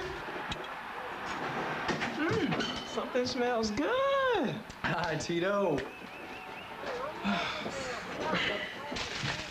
Hey, man. What? Welcome back with a little American Hockey League royalty. President David Andrews with me now. David, it's been a while since there's been a Game 7 in the American Hockey League. 17,000 plus. You got to be pretty happy with this. Well, it's a terrific showcase. It's been a wonderful final, and you couldn't showcase the league better than this on television and across the country and in Texas as well, and a full house here at Cops. David, thank you so much for this, and enjoy the rest of the game. Thanks a lot. Peter? Thanks so much, RJ. The American Hockey League has definitely grown under the guidance of David Andrews. Made lots of great strides during his tenure. And you're right, John, I'm sure you would agree. There's no better selling point than what's going on so far here tonight in Game 7 in front of a sellout crowd in Hamilton. This is just incredible. The intensity that both teams are showing in this game is just showing through every shift. There's something happened. There's something being created. You got to think about Hamilton right now. They're down by a goal, but when they've been trailing after one period, they have a winning record. They're 3-2. So that's pretty good outlook for Hamilton. They're a very confident team. Even though they do trail in games, sometimes they still win. The Aeros have played very well when scoring first. They're 9-2. Bergeron, good outlet for Marcel Hossa. First round pick of the Montreal Canadiens. 16th overall was Hossa. Here's an opportunity from the blue line, and that's deflected out of play. There's another perfect example. Hossa has to step his game up here. They need someone to really do a good job. He played this year in Montreal. He had 6 goals. He had 5 of them in the first 4 games that he played in Montreal. He had the ability to put the puck in the net. He just got to get some confidence, get around that net. Hopefully something will bounce off him and go in. Hossa played in 34 games with the Montreal Canadiens this season. Basically split his time between Hamilton and the big club. Ron Hainsey was the other first-round pick of the Canadiens, 13th overall in the year 2000. Kluche and Jay Henderson. Puck comes off the ledge. Hainsey wins the battle and finds Torres. 6 goals in the playoffs. The former Brampton Battalion. This young man can get to the net and tries to loose in front. And Kavanaugh scoops it up. Good burst of speed by Torres. Showing why the Edmonton Oilers made the big trade at the deadline that involved him in the Annie Nienema deal, along with Brad Isbister. Tuzzolino, joined to the plate, Kavosi, Tuzzolino, Conklin trying to get back in position. Deflected off of Allen through the crease. Hogan, Tuzzolino, and Kavosi with some pressure. Hogan a shot through a screen, and Conklin did well to find it. Torres, we start to go end-to-end here in the second period. Murphy, good pass to Hogan, the product of Hope BC. His shot, a low screamer through a partial screen. Good chance for number 22 of the Aeros. Plekanec runs into Trudel. Jean-Guy Trudel for Tuzzolino. Back in front. Oh, nearly finding the stick of Trudel was Tuzzolino. McCulloch keeps it in. Or did he? No, it just came outside the line. Reminder, 50-50. Houston again starting to get some momentum. Curtis Murphy is one of the players that has tremendous vision, and when he moves that puck, he snaps it. This here pass up the middle of the ice, finds his teammate, breaking through with speed, doesn't have to miss a step, and gets a good opportunity and just shoots it wide of the goal. One thing that Houston is doing, once they do get the puck in the offensive zone, they don't throw it blindly high back the other way. They make the smart play. If it's not there, they throw it at the net. They don't try to make pretty passes, which could cause a turnover. Murphy scored 23 times during the regular season. We got a waiting game going on, and they wave it off as Breton is crushed by Ladislav Benison. Trudel to Pavlikovsky, and good to see him back after being in all kinds of difficulty earlier in this period. Ladies and gentlemen, have a look now. Well, Breton smartly came up late in the play and touched the puck. It was a 2-line pass, but it was waved off because he wasn't offside when he got to the puck. A great Hamilton welcome to the You can see Jason Ward waiting. He knew that he was offside. Breton comes in, touches it, the play is way off, the play continues on. That's a heads-up play by Jason Ward, 21 points to lead all Calder Cup participants in scoring, including 3 goals in this championship series. Hossa, Ryder, and Jarrett Stoll, the forward line, working against Walim, Wanvig, and Veilleux. This is a good matchup. And this will be icing against Hamilton. Travis Roach has been one of the best defensemen on this Houston team throughout the playoffs. Talking to head coach Tom McClellan, says that he's been the most consistent, most reliable, and he's been most effective when he's been killing penalties. Hamilton said they have the hardest time getting the puck through to the net because he's been blocking shots, doing a terrific job in the defensive end of the ice. Travis Roach scored a goal in game number 3 that Hamilton won 4-2, but you're right, defensively, he's been dynamite. He played for Team Canada this year in an international tournament in November called the Deutschland Cup and had an assist in 3 games. Marcel Hosen checked off the puck by guess who? Travis Roach. Ryder and Bobby Allen for Francois Beauchemin. He fails to clear. Wallin with an opportunity. Wanvig. Kyle Wanvig. Veilleux. Conklin looking for the puck. Wallin had a great chance with Conklin sprawling, but he couldn't beat the product of Anchorage, Alaska.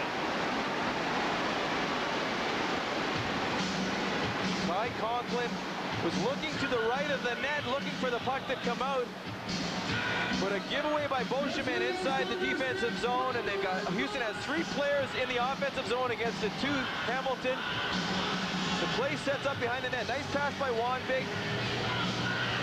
And there's Veilleux, his Wallin out front, and you can see Conklin, he struggled. He was to the right side of the net looking, and it came out on the left-hand side. He's having a hard time in that goaltender's net tonight. Conklin has turned aside 27 of 28 shots. Since Hamilton was leading the shot parade in this game 10-4, they have been outshot 18-3 ever since.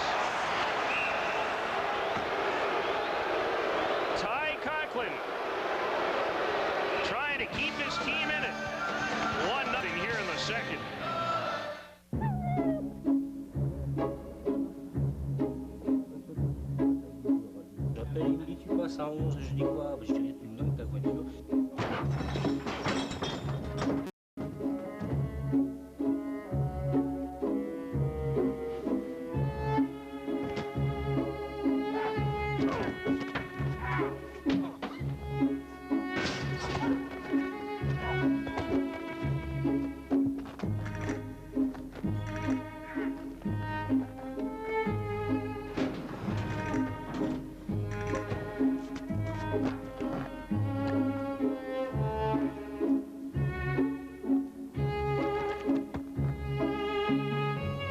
Using HP mobile technology to get information quickly and easily, the world's police forces now fight crime digitally.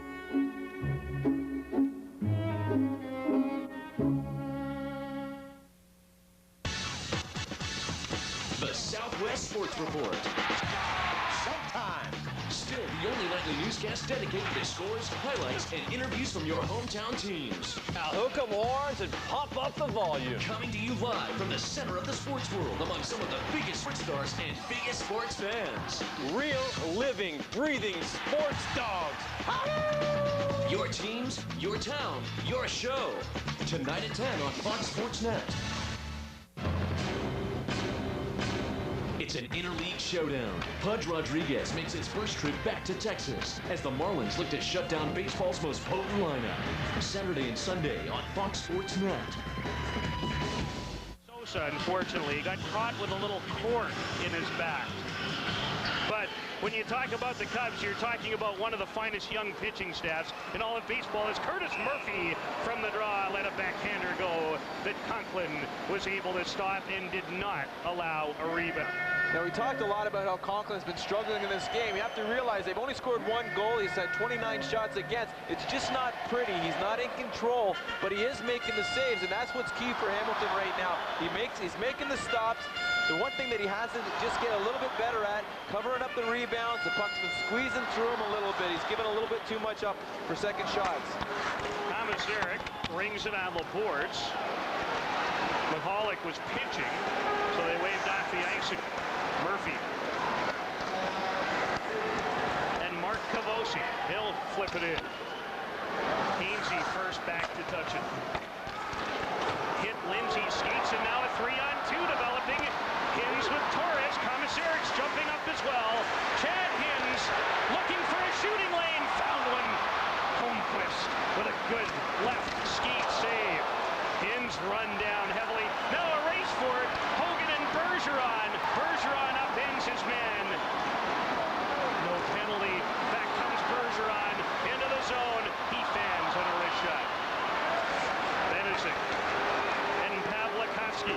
Rastislav Pavlikovsky off his stick, so that pass is okay. Tuzolino, a hard drive over top of the cage. Stoll can't clear it. Pavlikovsky. Trudeau tried the one-time pass. Benesic is shot, deflected and reaching up into the air. To make the glove save was Conklin. Good action at both ends of the ice. Good job by Hakanä. Defensively, takes away the pass. Forces the player to shoot the puck high. Doesn't give him a lot of room. Ty Conklin. It goes over his head, but Terry Hakanä making it easier for Ty Conklin. Houston's been doing a good job at that all night. Hamilton has to pick up on that and continue to keep everything from the outside. Breton, Ward, and Salmelainen will work against Wallin, Wanvig, and Stefan Bayou. Wallin with a lone goal in the first period, his fourth of the postseason, second of the series. Oshman, Salmelainen chips it and finds Breton. Runs into David Cullen. Breton clears it in, but it's offside at the Houston blue line. Benoit Gratton missed a lot of hockey this year with a hand injury. He was part of the trio of Rita and Jason Ward, who were just dominating the American Hockey League till he left the lineup with that injury, and he's happy to be back in these playoffs. John, he is really a feisty, in-your-face type of player that can supply some offense as well. He had 60 points during the regular season. Breton, a shot deflects over top of the net. Ward, Breton in the corner. Benoit Gratton. His pass for Salmelainen didn't make its way through, but here's Ward to the line, and Bobby Allen. Wrist shot that hit a couple of bodies and deflected into the corner. Ward working hard. Keeps it alive in Gratton. Bulldogs looking for the equalizer in Game 7. Jason Ward. Cycling it. Gratton and Salmelainen. And it's scooped out and down the ice by Dave Cullen. So the Bulldogs, who have had a tough time in about the last 20 minutes of the hockey game, putting together some offensive flurries with a good forechecking shift that time. Well, if anybody's going to do it, this line has to step up and do it. Jason Ward and Ben Gratton, Tony Salmelainen. You can see how feisty Gratton plays when he's out there. He had 24 penalty minutes in Game 5. In one game, 24 minutes, it just goes to show. But he has the ability to turn things around by creating room for his line mates, playing that style of hockey. Thomas Eric, shot blocked, holds it in. Travis Roach, boy, he has been impressive tonight, hasn't he? Good outlet pass to allow the Aeros to send into Hamilton territory. And Roach has it again. He has 8 points in the postseason. Flips it to the line, and it's going to be offside. And Bill Lindsay might be shaken up a little bit on the play. Talk about how heads up Travis Roach is. He passes the puck away, and Bill Lindsay and Rafi Torres collide with each other. Roach calmly steps aside and lets the two Bulldogs run into each other. They need Bill Lindsay in this game. It would be a sad sight to see him get hurt right now. Bill Lindsay with 10 goals in the postseason. 3 in this series. He scored a goal in each of games 3, 4, and 5. It's played particularly well offensively on the road, where the majority of his goals have come. Hainsey, as the Aeros make a change. The pass missed Lindsay, and once again, icing the call. Ron Hainsey has the ability to skate with the puck and create things offensively with his speed. One of the things Montreal likes about him is his ability to carry that puck. Right there in that last place, he's got to gain the blue line and avoid an icing or a two-line pass at least. And right there, just showing the confidence to grab that puck and take the ice that's available for him. Hainsey drew an assist on the goal by Michael Ryder in Game 2 that ended the longest game in league history, and has 11 points in the postseason. Jeff Hogan from Hope, British Columbia. Knocked off the puck by Bobby Allen. Blouin trying to clear it out and does so. And another glove pass as McCulloch gets into it with Sylvain Blouin. Every game that I've seen Sylvain Blouin play in these playoffs, he's been in the other team's face and causing havoc every time he's been on the ice. He was once a member of the Minnesota property, has since then been traded to the Montreal organization, but he's just a feisty player. He gets in the face of guys, just tries to throw them off their game, trying to draw penalties.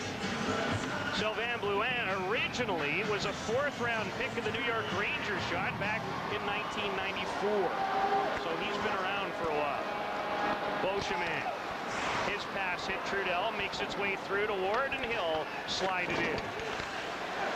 Curtis Murphy off the glass and out. Beauchemin, watched closely by Don McKelly, beats him to the puck. Sal Malainen with good speed, Breton going to the net, but he can't get it to him because Murphy made a fine defensive play. Good work by assistant captain Curtis Murphy. Sal Malainen runs into Murphy at the line. Sal Malainen loses his stick, tries to kick it for Stoll, who does manage to keep it in momentarily before it's steered out. 3-on-2 developing. Trudel, quick pass, Pavlikovsky well in behind. Don McKelly, an opportunity to go the other way for the Bulldogs with numbers. Stoll, he can shoot it on the short side, and did, and the save made by Holmquist. His 15th save of the hockey game. Kyle Wanvig. Wanvig, stick handling, runs into Hakkinen. Excellent work one-on-one by the Bulldogs, number 4. Bergeron, cross ice, and Ryder. Michael Ryder moving in. Ryder, wrist shot high. Side of the net, banging away, and it was stolen. It comes loose to Wanvig, who has 6 postseason goals. Kyle Wanvig slides it in. Komisarek fight for the loose puck as they battle away. Wanvig and Stoll one-on-one. A couple of former Western Hockey League stars trying to keep it alive. Wanvig, good strength. Down low for Veilleux. Wallin, the other forward on that line. Ryder runs into his man Chris Diamond and manages to send it to neutral ice. Ricard Wallin. Fans urging the Bulldogs on, looking for an equalizer. Roach will pinch in. Travis Roach runs into Hainsey, and it's cleared to center. McCulloch drives it in. Hainsey turns it over to Kluche. Henderson from a sharp angle, and Conklin had to be sharp. 4:14 to go in the second period of Game 7. You're watching the Calder Cup Final on Rogers Sportsnet.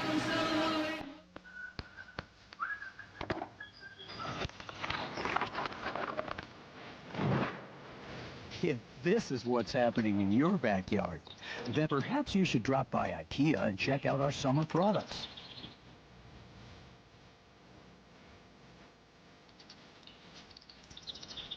You don't have to be rich, just smart. With new summer furniture from IKEA, you can entertain your friends in style. You want the best values in America? Well, they're here now at the Dodge Summer Sales Drive, where you'll find our best products. Like the powerful Ram 1500 with an available 5.7-liter Hemi. And our best deals, get a $2,500 cash allowance or 0% financing for up to 60 months on Ram 1500. All with Dodge's 7-year, 70,000-mile powertrain limited warranty. Let us prove we got the best values in America. Hurry to your Dodge dealer today.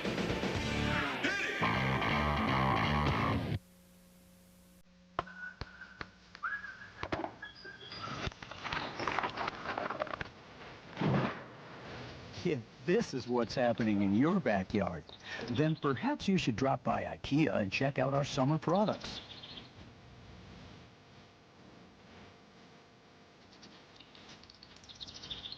You don't have to be rich, just smart. With new summer furniture from IKEA, you can entertain your friends in style. Like so many of these players in this game hoping for a promotion to the NHL, Claude Julien got one last year to the Montreal Canadiens. But you spent the majority of the season coaching the Hamilton Bulldogs. Is it difficult to watch right now and not be able to coach them? Oh, absolutely. I think anytime you're a coach, you'd rather be behind the bench than up here in the press box. But they're a team that's accomplished a lot, and hopefully we'll have a positive turnout tonight. Well, I hope the Butterflies aren't too bad, Claude, and enjoy the rest of the game. Thank you. Peter? Thanks so much, RJ. Claude Julien, despite his promotion to Montreal, along with Hamilton head coach now, Jeff Ward, the co-coaches of the year in the American Hockey League, and what a great job they've done. A 49-win regular season, but this is the one game they will remember. And they trail 1-0. Kavanaugh and Hainsey. Henderson to help out. Hins is there as well. So they kick at it. Pinning it with his skate is Kavanaugh, stepping on it. And Komisarek fails to clear it. Will the puck ever belong to anyone cleanly out of this scrum? No, it won't, because the referee blows the whistle. Nice to see Claude Julien talking to RJ. Talk about this Hamilton team, the youth on this team. They do have a lot of young players. They're in a situation where it's a big game. On the other side of the coin, Houston has 10 players that won a championship on their team. So they do have experience, and they have a lot of depth in that department. Including both Tony Tuzzolino, who's on the ice now, and Jay Henderson, who have Calder Cups titles to their credit. Kavosi just missed the aforementioned Tuzzolino, who would have had a quality scoring opportunity. Thomas Plaquette works his way back into the zone, lost it. Hogan clears it out. Jeff Hogan and Yanni Rita will bump. Beauchemin with Tuzzolino bearing down on him. Allen played it, hops away from Sylvain Blouin. It's over 3 minutes to go in the second period. The first period goal by Ricard Wallin, standing up in game number 7. And if you don't enjoy this, you don't have a pulse and enjoy sports. Jason Ward, a shot didn't get a lot on it, hit the side of the net. Tommy Kelly chops it out. Bergeron for defense partner, Kerry Hakkinen. He'll send it in. Cullen gets away from his man Gritton, but quick to the puck is Sal Malainen. Good work by Sal Malainen to free it for Gritton. Benoit Gritton, 2 playoff goals. Tries to keep it going, and Kavosi got away with one there. He fanned on the clearing attempt, but it went right to Dom Kelly. Dom Kelly and Bergeron, the 5'10" defenseman, knocks down Dom Kelly and starts the breakout for Jason Ward. Ward runs into a bump from Chris Diamond. Gritton and Bayeux helping out is Sal Malainen. Gritton is tired. He's going to the bench on a change. Travis Roach will flip it. Good dunk towards Wallin. And Kyle one big Bayeux in front. He scores! Perfect cycle play. Stéphane Bayeux, 7th of the postseason, and his 4th of this series. And it's 2-0 for the visitors. Well, I know Jeff Ward doesn't want everybody behind the net down below the goal line, but you can see it happen. 3 Houston Hamilton players behind the net, and Bayeux is left all alone in the slot area, and the loose puck comes out to Bayeux. And a nice backhand move, pulls it across the crease, finds open net, and puts a backhander in behind Todd Conklin. But definitely the nerves starting to show a little bit on this Hamilton Bulldogs team. Just a breakdown defensively, losing a check out front. Bayeux, 7th of the postseason. He was the overtime hero in a 3-2 victory in this set in game number 4. And what a large goal this one could be late in the second period. Luce will find an opening. Wanvig and Wallin draw the assists on the goal by Stéphane Bayeux. And here come the Aeros looking for more. Tuzzolino shoots it deep. Komisarek runs into Kavosi. What a job of forechecking all night long this Aeros club has done.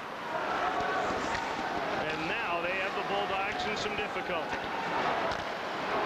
Bergeron and Lindsay. And John, in every zone of the ice as they've done all night. They close the gap so well, they don't give any openings. That play right there, Marc Bergeron is the open guy. He has to skate with it and not force the guy with a man on him to make a fantastic play to get the puck out. Jean-Guy Trudel. Trudel finds his man, Don McKelly. Out there with Pavlikovsky, who has it down. Weak shot. Conklin will hang on with 30 seconds to go. In a 2-0 lead, that goal Veilleux from Wanvig and Wallin at 18:08. Well, I think Jeff Ward needs to find a solution to get the puck through the net. Houston is doing such a good job in the defensive zone of not letting shots get through. Hamilton has to take every advantage and just get the puck to the net and try to get a bounce somehow or another. They're cycling the puck really well, but they got to start getting that puck to Holmqvist. Wanvig and Veilleux, they just combine for the goal, along with Wallin. Oshieman knocks down the goal scorer. Torres to Jared Stoll. Stoll knocked off the puck by Wallin, a little bit dangerous as he fired that and it went behind the net. Is Roach content with just clearing it out of harm's way as the buzzer goes? One goal in each of the periods, and the Bulldogs in some difficulty after 40. We could see some line changes. They had Rafi Torres out there with Jared Stoll. They had played together earlier this year. You might see a little bit of that in the third. The Hamilton Bulldogs trail it 2-0 after 40 minutes in Game 7 of the Calder Cup Final.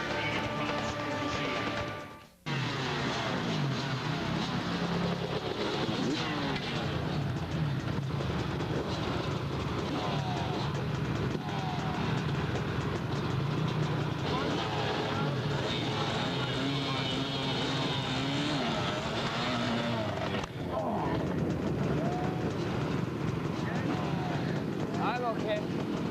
Well.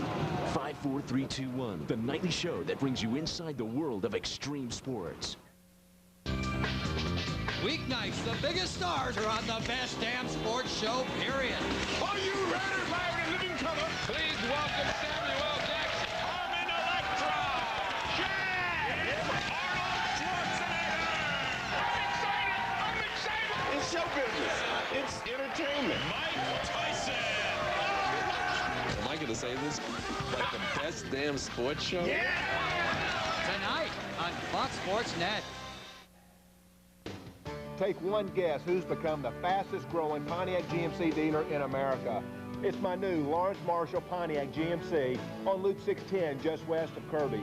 That's right, Lawrence Marshall now clobbers Big City Pontiac and GMC prices right here in Houston. Plus, you also get 0% financing for 60 months or huge cashback rebates. Lawrence Marshall Pontiac GMC. Now we clobber Big City prices on Loop 610 just west of Kirby. Tomatoes, lettuce, what are you guys doing? Making Arby's Market Fresh Ultimate BLT. Hey, can I help? Oven mitt, this has nothing to do with ovens. Come on, there must be something I can do. See? Now the tomatoes won't roll away. See, now the tomatoes won't roll away. Arby's Market Fresh Ultimate BLT. Ripe tomatoes, crisp lettuce, and pepper bacon, all on honey wheat bread. Oh, oven mitt down. Try Arby's Market Fresh Ultimate BLT. What are you eating today? It's an interleague showdown. Pudge Rodriguez makes his first trip back to Texas as the Marlins look to shut down baseball's most potent lineup. Saturday and Sunday on Fox Sports Net.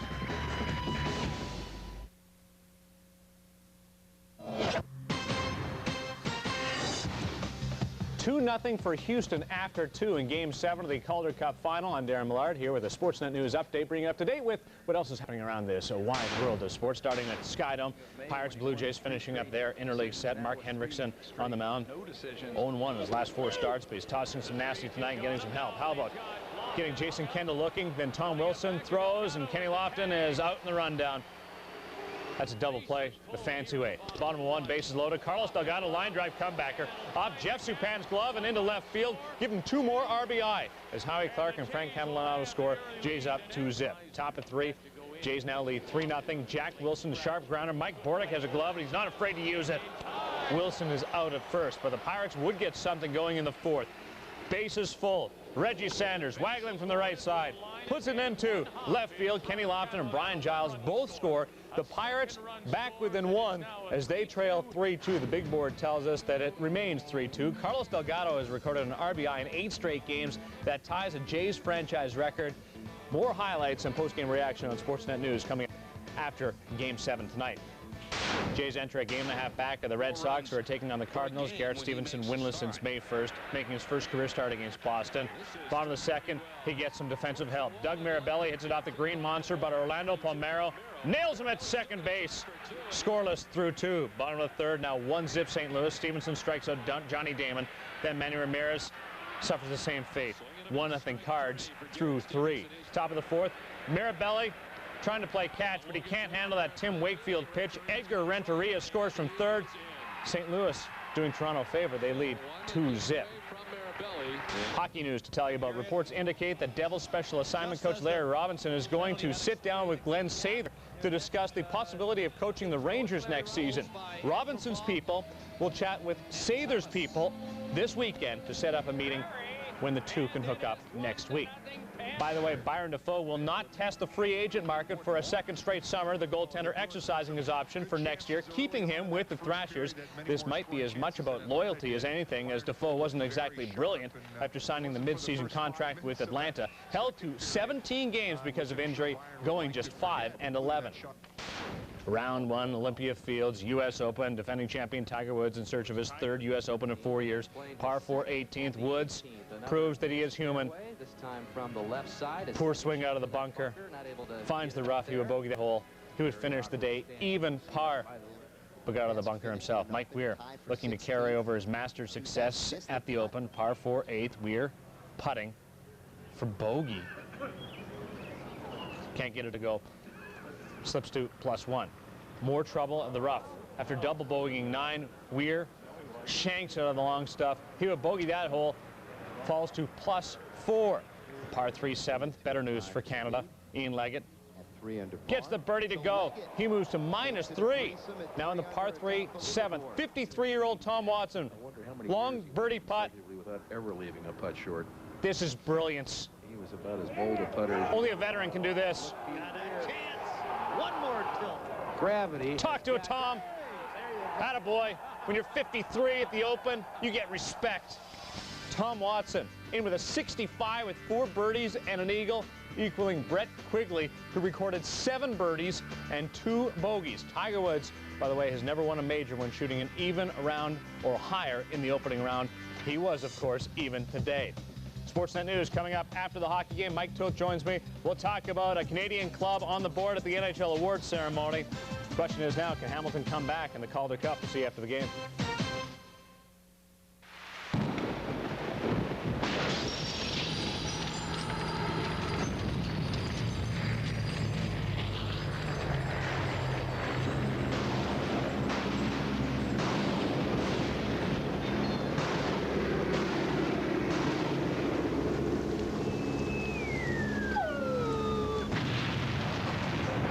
Calder Cup playoffs. Let the games begin.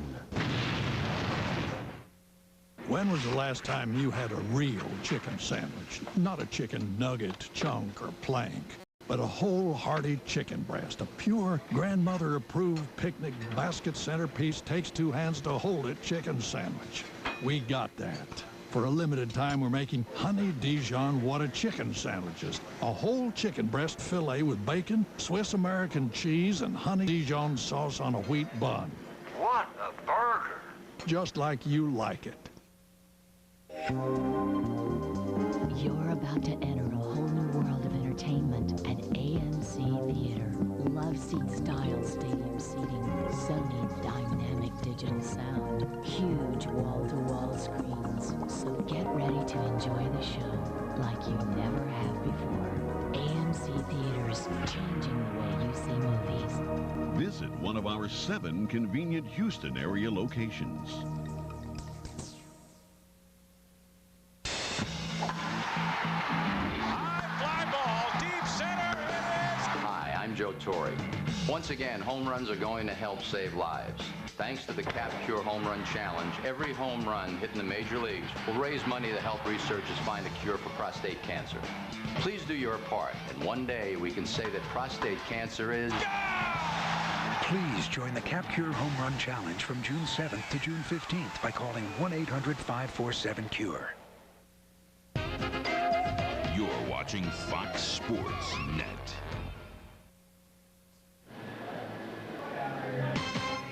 Hockey fans, be sure to tune in to Sportsnet News. 10 o'clock in all regions. We will have the NHL awards for you. And, of course, round 1 of the U.S. Open. Along with me now is Hamilton Bulldogs forward Raffi Torres. And Raffi, through 40 minutes, down 2-0. Some work to do in the third. Definitely. You know, we got to keep our heads high, and we just got to take it shift by shift. You know, we've got to. This team can, at any point, can get a couple goals. So you know, we got to make sure we're shooting the puck. 4 or 5 shots a period ain't going to do it. So make sure we get the puck to the net and go from there. Game 7 for the championship. There's no tomorrows, the old cliches. I guess you guys just leave it all out there. Definitely. You know, we're going to put our best 20 on the game, and we just got to make sure, like I said, stick to our system. Can't get frustrated there and play the, you know, get the puck deep and go. Now, you're one of the fortunate players. You were traded from the Islander organization to the Oiler organization. Now you have a shot at a championship. Looking at it from that perspective, you have to be thrilled about the move. Definitely, you know, I got a chance to come to a great team, you know. I don't know if they needed any more players, but, you know, yeah, it's great to be here. Great bunch of guys here, and nothing more I'd like to do here than get a championship. Houston, a little bit like their parent club. I talked to Jean-Guy Trudel about it. They're a defensive team that doesn't have a lot of stars, a little bit stifling. Are they difficult to play against? Yeah, you know, like, you know, they're, like I said, they're relaxed out there. They're playing confident. You know, they're up 2 goals right now, so I'm sure they're gonna, you know, play a little bit more defense zone-minded, and you know, they're not. It's not the hard. It's not like it's hard to play against them. We just got to make sure we're playing our system, and you know, anything's possible. I guess final 20 minutes. Any ideas on what you guys have to do to break that shutout? Like I said, we just got to make sure we got a puck to the net. Got to have guys driving, and you know, make sure we're staying focused, because. You know, this team's not going to give up, you know, with just 2 goals. You know, we're not going to be shut out, so we got to go from there. Raffi, keep up the big work, the good work, and good luck in the final 20 minutes. Thank you. Raffi Torres of the Hamilton Bulldogs. They're getting opportunities. They just have to capitalize. It's 2-0 Aeros. The Southwest Sports Report. Showtime. Still the only nightly newscast dedicated to scores, highlights, and interviews from your hometown teams. Now hook 'em horns and pump up the volume. Coming to you live from the center of the sports world among some of the biggest sports stars and biggest sports fans. Real, living, breathing sports dogs. Your teams, your town, your show. Tonight at 10 on Fox Sports Net.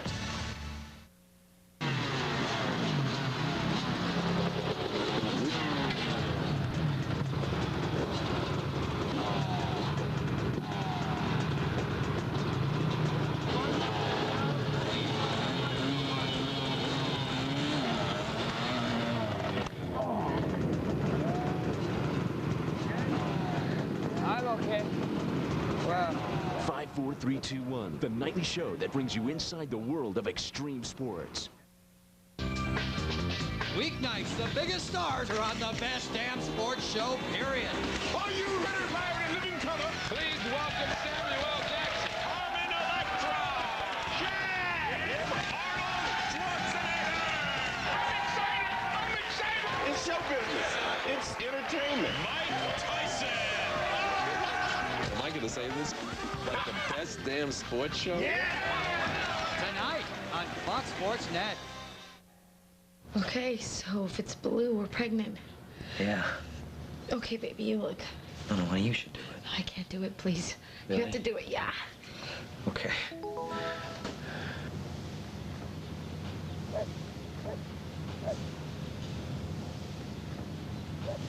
Well? Astros are gonna kill him. Here, take this thing. You can't be serious. Huh? Did you say something?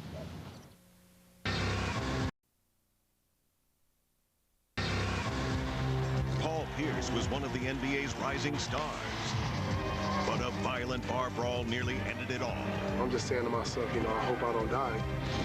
Beyond the glory, Sunday at 11 on Fox Sports Net.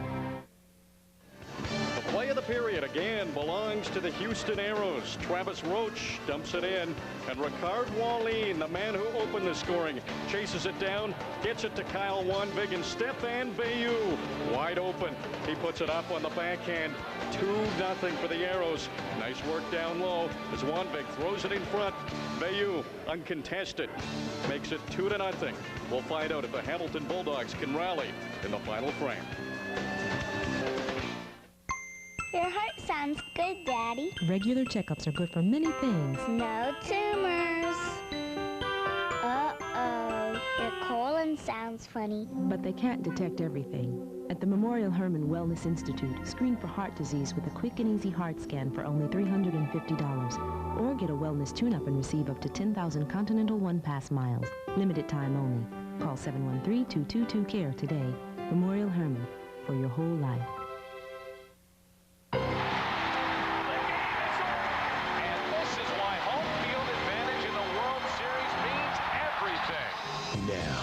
For the first time ever, the league that wins the All-Star game will earn home field advantage in the World Series. The stakes are raised. The intensity is back. The 2003 All-Star game only on Fox. This time, it counts. Totally NASCAR. Your season-long destination for everything that is NASCAR. One source, expert analysis, all access.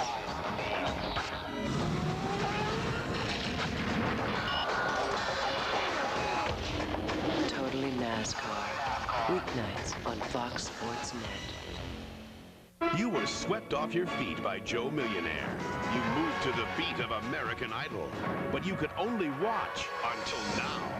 This summer, we're sending 12 sexy singles to live in luxury at the exclusive Paradise Hotel. For the first time ever, you can go from fan to star just by watching, because every week someone new will join the cast in Paradise. That someone could be you. Paradise Hotel premieres next week on Fox. 5, 4, 3, 2, 1. Tonight on Fox Sports Net. Welcome back to the Cubs Coliseum, where the Hamilton Bulldogs are searching for answers. They head into the third period, trailing 2-0 in Game 7 of the Calder Cup final. The lone goal, just the second goal in the second period in the entire series. Stefan Bayou's 7th of the postseason from Wanvig and Wallin at 18:08. Houston again a wide edge in shots, 13-4 in that period, 33-15, and if you look at this stat, it doesn't look very good for the home team. No, Houston has been dominant in the third period. They seem to have a lot of depth and a lot of energy late in the game, whereas Hamilton has expended all their energy early in the game. So it's dead an advantage now for Houston. One change that Hamilton has made, they have Bill Lindsay out on the left wing with Ben Gretal and Jason Ward. So, like we mentioned at the end of the second, Jeff Ward will be making some changes to his line combinations, try to get something, some chemistry created, get something going. John-Guy Trudel, the second leading scorer in the American Hockey League's regular season. Ty Conklin has been beaten twice tonight, and you got to believe that he cannot allow any more goals if Hamilton's to win this game.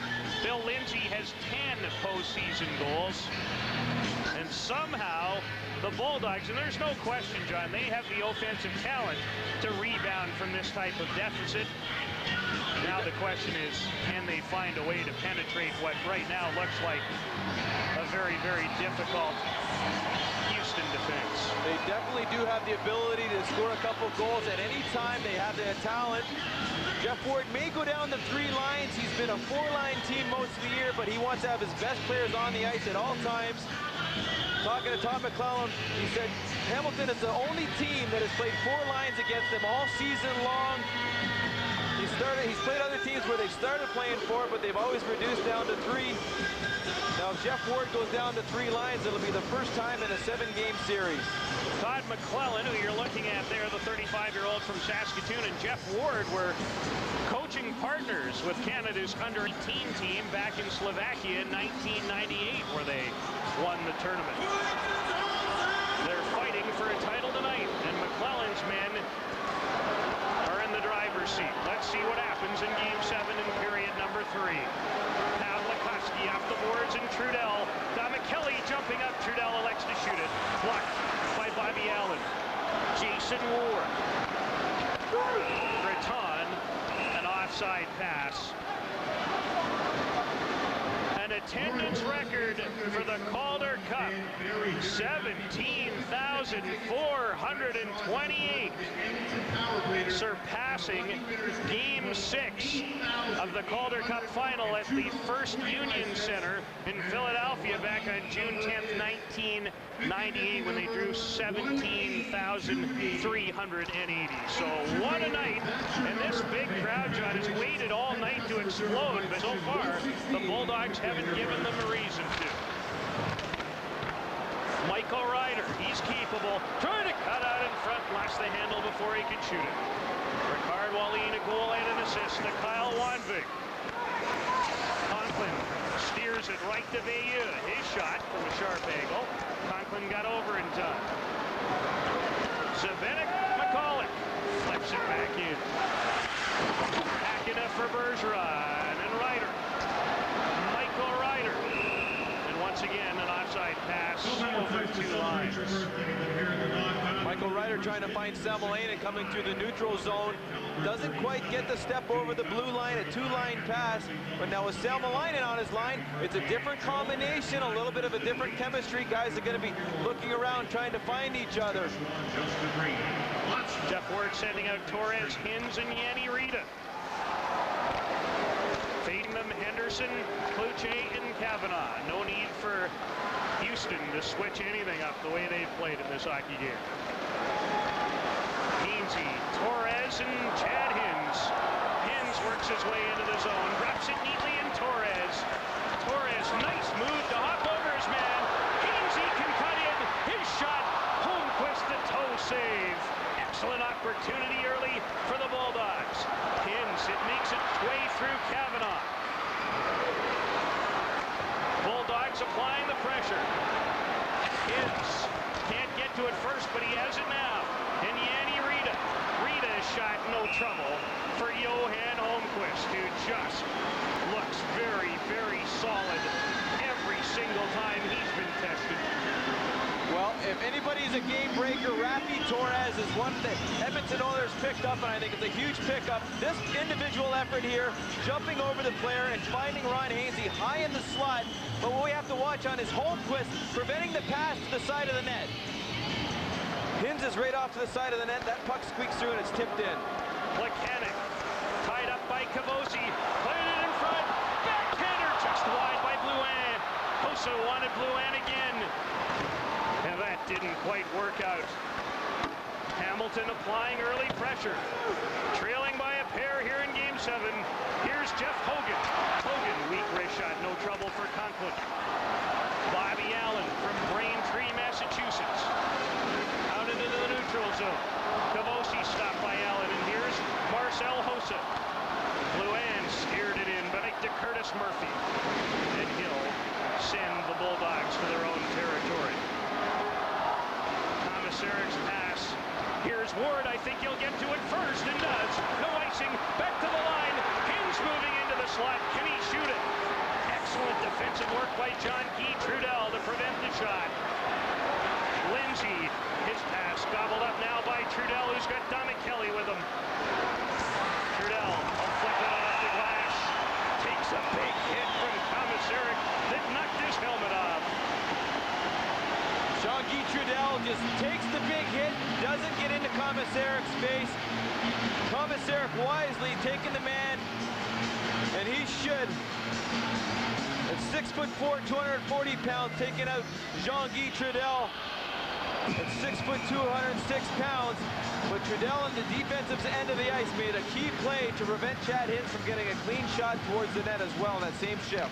Thomas Eric, John mentioned his size, the first-round pick, 7th overall, the Montreal Canadiens in the year 2001. The Bulldogs have applied the early pressure that they've needed to, but no results so far. There's going to be a penalty, and it's going to go to the Houston Aeros.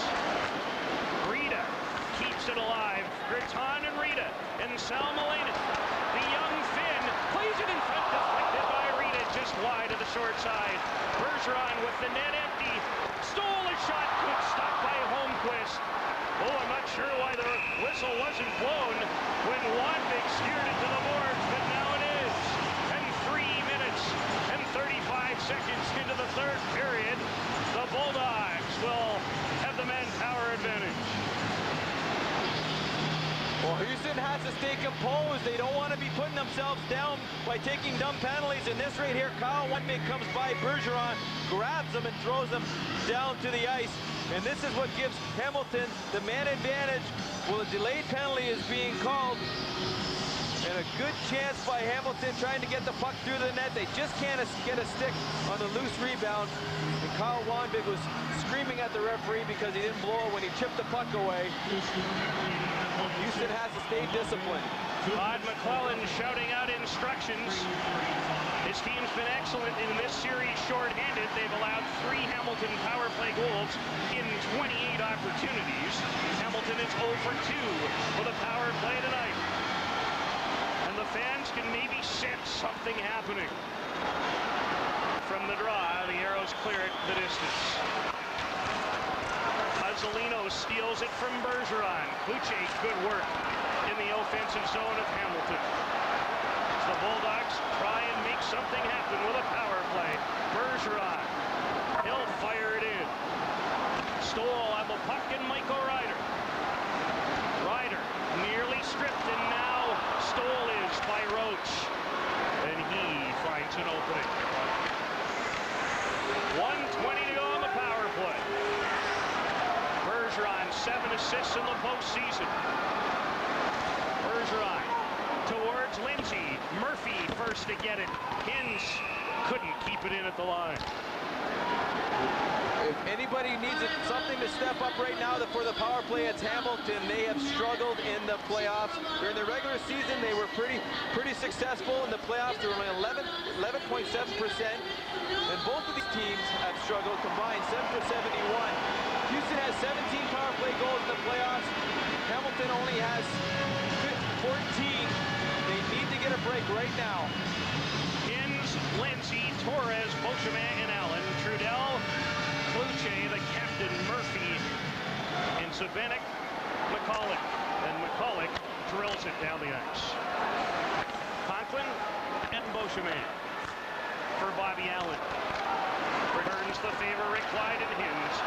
Chad Hintz as far as the line. Here's Lindsay. He's tripped up on the play by Trudell. Finn screaming for another penalty. Beauchemin and Allen as they work it around. Beauchemin cutting laterally. Torres waiting. Beauchemin. Torres. One-timer. Great stop by Holmquist. Oh, he made a fine save through a screen. Torres will keep it in. Cross ice. Fanning on it was Hintz. And Murphy will clear the puck down the ice. Good chance for Torres, who is looking for his first goal of this series. 15 seconds to go on the power play. Kelly steals. Couldn't get around the big commissary. Now Kelly with it again. Weak wrist shot. And that'll about do it for the power play. But some good opportunities late, especially for Torres. Jason Ward and the speedster, Salmelainen. Salmelainen trying to cut to the net. Mechanic was upended on the play. And I think that the faceoff's going to come outside the line, ruling that it was Plekanec who initiated the contact to knock the net off its moorings. Actually, that was Greton in that case going to the net. Benoit Greton knew Salmelainen was driving wide. He just wanted to try to get to the net and look for a puck. And Ladislav Benešak takes Greton. The momentum carries him right through to the net. And here's a look at Hamilton on the power play. They had some good chances. Torres gets a good shot on net. They have traffic, but they can't find a loose body. And Torres does a tremendous job keeping that puck inside the offensive zone.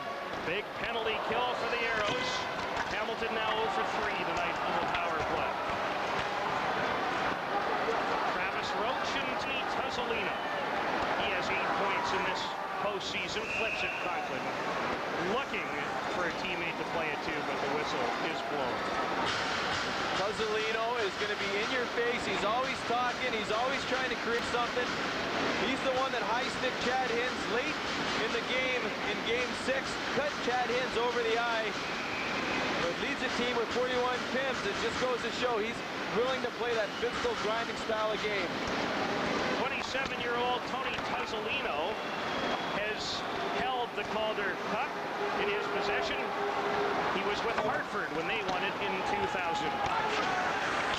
He's 13:45 away from drinking out of it again.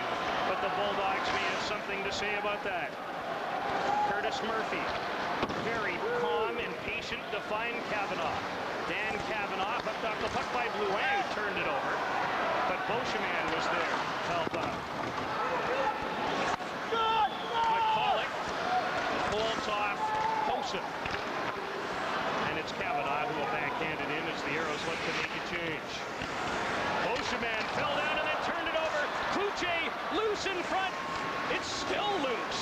And Raton is there to take it away as Conklin wasn't sure where the loose disc was. Henderson, the backhander. Will it go for icing? Yes, it will. Exactly 13 minutes to go in the third period. Ty Conklin and the Bulldogs, they need some offense. They trail it by 2. The Southwest Sports Report. Showtime.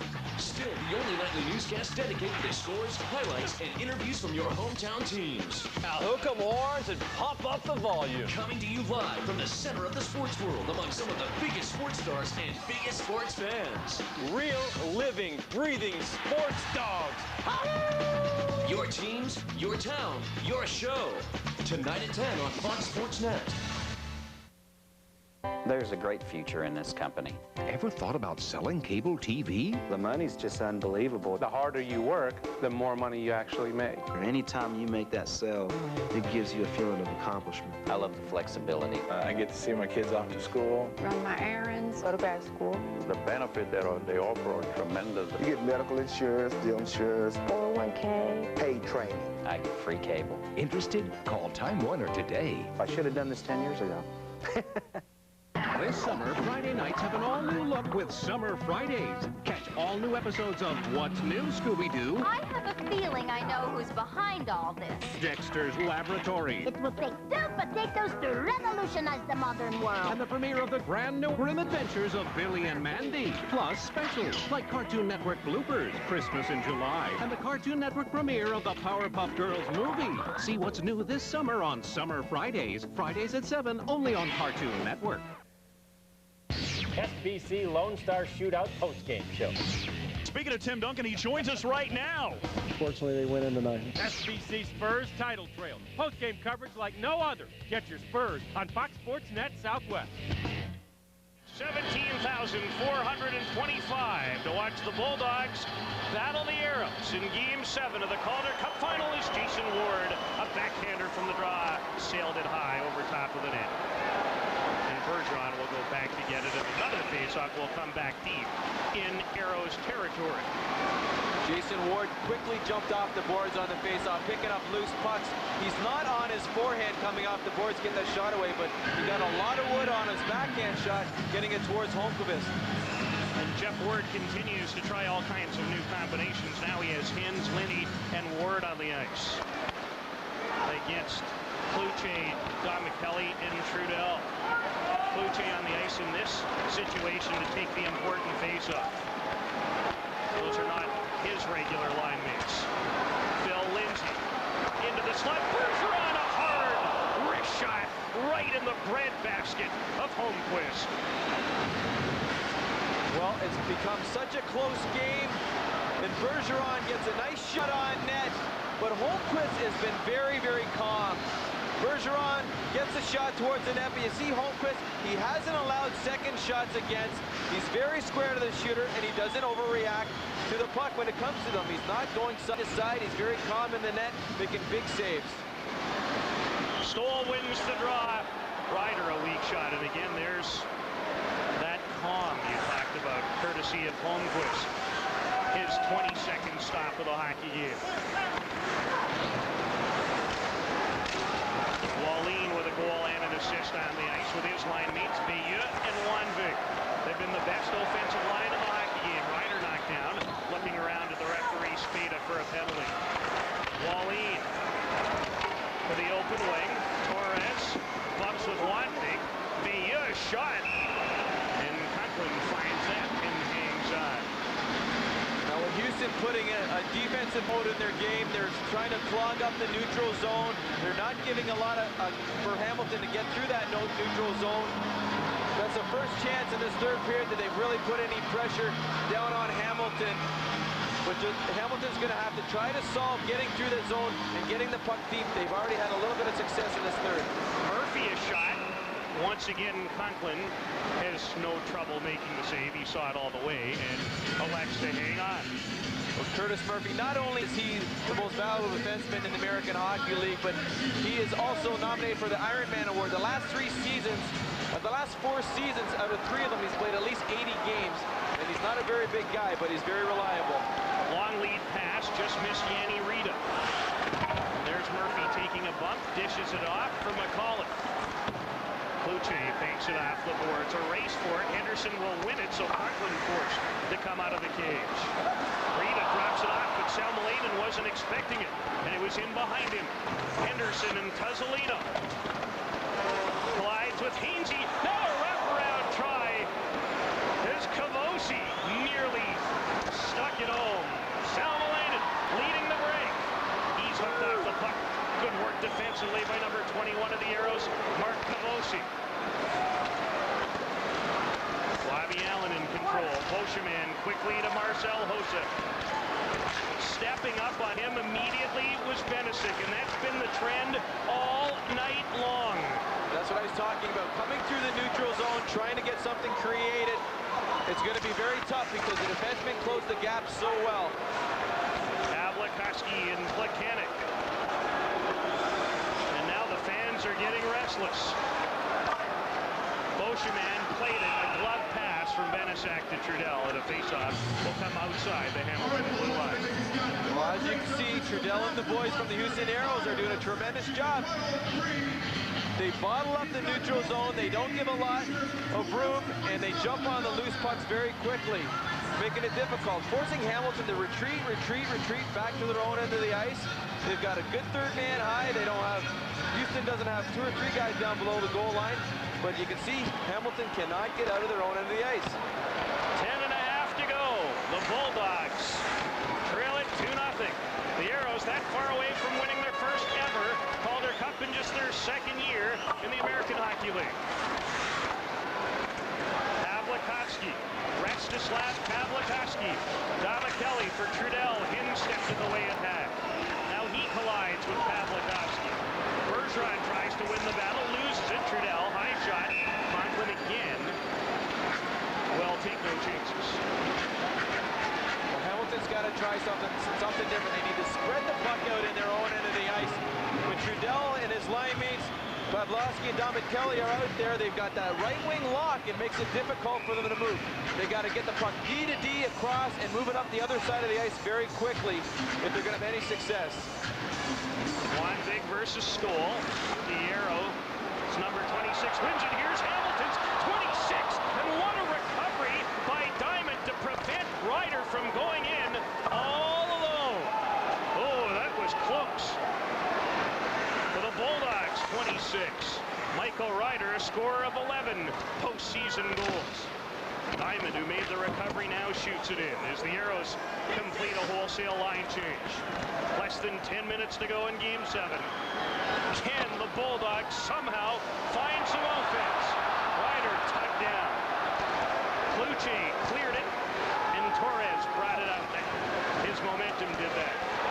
Big hit on McCulloch. Curtis Murphy. Nobody with him.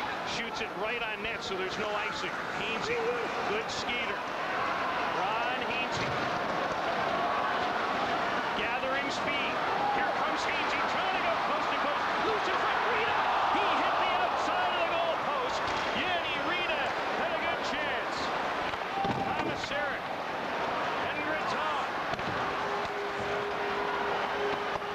Selmalainen, loose in front. Gritton bangs away at it. Can't get loose for a shot.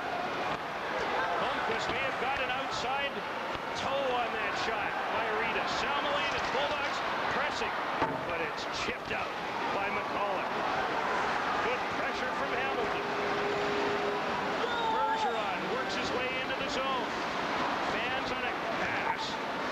And now, here's Trudell. Can he control it? Yes, he can. But then lost it to Commissaric. And those two collide for the second time in this third period. Long shot by David Cullen. Conklin quickly to Bergeron. He'll flip out in the direction of Hossa, trying to track it down. Dennis at first of the puck, and it's ruled a high stick. Johan Holmquist, 25 saves, and has his team very close to winning a title. Start your morning off up to date with Houston's most dependable source for news. Phillips 66 plant. Now, what is burning? Our petroleum product. Weather. Clouds, some sun, warm, humid. And traffic. Your backup is right over, Jerry. News Radio 740 KTRH. Tune in throughout your day for the latest breaking news and updates on the Houston Astros. News, weather, and traffic. Nobody covers them like your home for Houston Astros baseball. Astros win. News Radio 740 KTRH. Go, steal, down the middle, 1-on-1, bang him, Did you see what I see? Because I saw a robbery. Does anybody want a Coke? Yeah. Hey, you crazy, man? That's Corinthian leather. And use the footstool to get to the refrigerator. I'm running all over y'all like a treadmill. I am the greatest. I'm the greatest. Can't stop it. It's mad hot. I'm telling you, I'm just super nice in it, you know? That's all. When you nice, right? That's like a dish towel.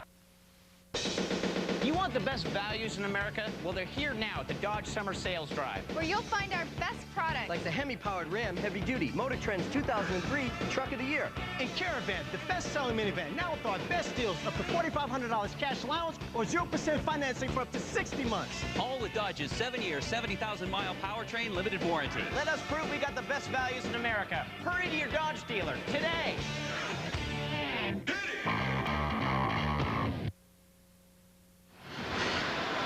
Johan Holmquist came up with a huge save on Yanni Rita, the Bulldogs. Ron Hainsey finally showing his ability to lug the puck up the ice. Does a terrific job to draw a couple guys. And a loose puck comes to Rita, and the left toe save, and it just hits the post. Right in behind Holmquist. Good opportunity for Hamilton. Great opportunity indeed for Yanni Rita, who has just 1 point in this series. Lindsay, Hins, and Ward versus Wallin, Vega, and Wanvig, who have supplied the offense for the Aeros. Less than 8 to go in regulation. Jason Ward and Hins as they work it down low. Lindsay to help out on the cycle. Bill Lindsay trying to get a pick. Bergeron, wrist shot through a screen, it's loose, and Holmquist traps it before Ward can get at the rebound. Good patient by Bill Lindsay, waiting for the pick at the top of the circles. Defenseman jumps in, gives him a little bit of room to skate behind him, and finds a nice opening from the far side for Bergeron. Now this is where Hamilton's had a hard time all night, getting a second shot on net. Good defensive play by Houston, allowing Holmquist to cover up that rebound. Johan Holmquist, 26 saves. The 25-year-old from Sweden. Wrist shot, weak wide, off the stick of Commissaric. Rafi Torres. He was a member of Bridgeport when they lost to Chicago in last year's Calder Cup final. Dan Kavanaugh and Jay Henderson. He'll backhand it behind the cage. Collected by Jarrett Stoll and Michael Ryder. Ryder will flip it in. Torres and Stoll in hot pursuit with Murphy. Stoll with a big hit on Murphy, the fine defenseman behind the cage. Roach clears it and just out. Sylvain Cloutier, the 29-year-old captain, in front for Tuzzolino. Ryder, look out, he got back defensively and then accidentally tripped on the puck.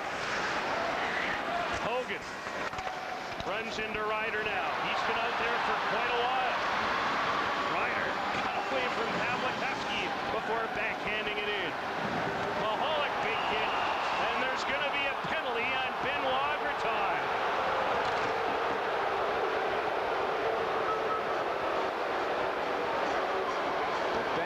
Just trying to get in and create some forechecking, get on top of Mahalik quickly. And for a defenseman, there's nothing worse when you got a guy bearing down on you and that little cross check from behind on the hips of Mahalik. That's a dangerous play. It's definitely a very, very good call. Benoit Breton takes a 2-minute penalty with 6:29 to go, and with Jeff Ward's team trailing 2-0. Not a desirable situation in the least. The Aeros are 0 for 3 in the hockey game with a manpower advantage. Hamilton does have 5 shorthanded goals in the playoffs, and they've scored all 5 shorthanded goals at home here at Cobb's Coliseum. Including Jason Ward's winner in game number 6 to force this deciding winner-take-all showdown. And he's out there now penalty killing with Sal Malainen. Beauchemin and Allen, Trudell, Donna Kelly, Pavlikovsky, Cullen, and Roach. Allen with the loose puck, and he'll find an opening.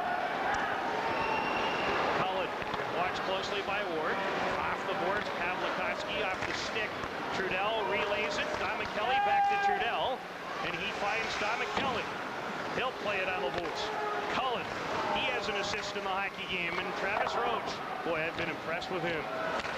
Pavlikovsky, Donna Kelly in front, Trudell, and a whack, good stop, Conklin, backhander, that just went wide, it could have iced it. Pavlikovsky, 1:02 to go on the power play. Donna Kelly, Trudell alone in front, nearly went in, rebound, scores! Rastislav Pavlikovsky, 3-0 on his third of the playoffs, and that might clinch it for the Aeros.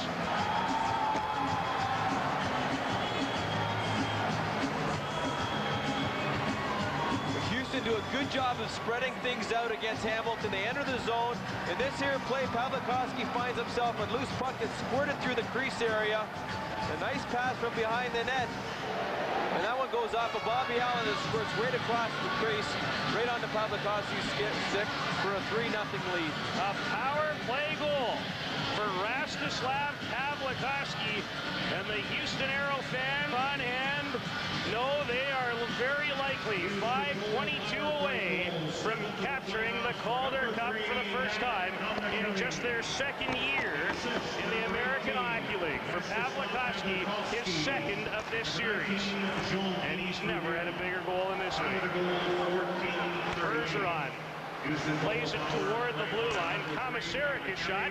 That hit Benisic. Torres a chance. Still loose in front. Lindsay trying to locate. Finally does, but when he does, it belonged to an Aero defender. Give this Houston team a lot of credit. They have played a sensational Game 7. They've played right strictly to their system. They haven't given Hamilton any room to breathe out there. They've been forechecking well and playing solid defensively in their own end of the ice. The Houston Aeros, 4:35 away from winning it all.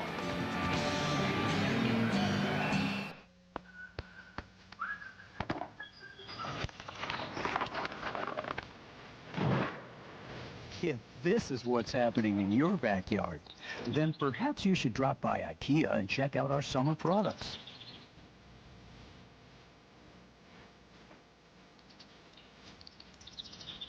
You don't have to be rich, just smart.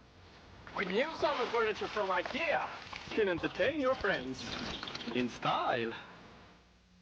When was the last time you had a real chicken sandwich? Not a chicken nugget, chunk, or plank, but a whole hearty chicken breast. A pure, grandmother-approved picnic basket centerpiece takes two hands to hold it chicken sandwich. We got that. For a limited time, we're making Honey Dijon What-A Chicken sandwiches. A whole chicken breast fillet with bacon, Swiss American cheese, and Honey Dijon sauce on a wheat bun. What a burger! Just like you like it. You're about to enter a whole new world of entertainment at AMC Theater. Love seat style stadium seating, Sony dynamic digital sound, huge wall-to-wall screens. So get ready to enjoy the show like you never have before. AMC Theaters, changing the way you see movies. Visit one of our 7 convenient Houston area locations.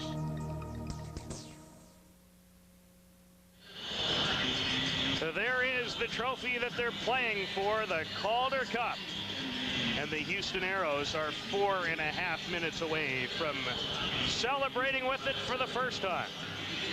They lead the Bulldogs by 3, and what a dagger, John, courtesy of a power play of Rastislav Pavlikovsky. He surely finished and put it in behind the goaltender at the right time. That insurance goal is such a big goal. Anything could have happened with a 2-goal lead, but now this 3-goal lead, tough to come back. McCulloch and Cullen, they've had a strong night. There's all the Aeros in hockey. Now 2-1 forming. Hogan with Tuzzolino. Hogan hangs on. Shot it over top of the cage. Good opportunity for the 25-year-old from Hope, British Columbia. Bobby Allen. Luan failed to steer it into the Aero zone.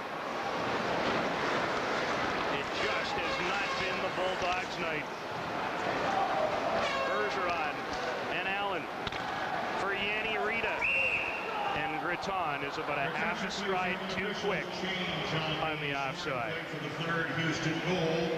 For Houston, the reason it's been so difficult for Hamilton against Houston is because they have a big squad. They play a much more physical game. In my mind, I think Hamilton has a more skilled club.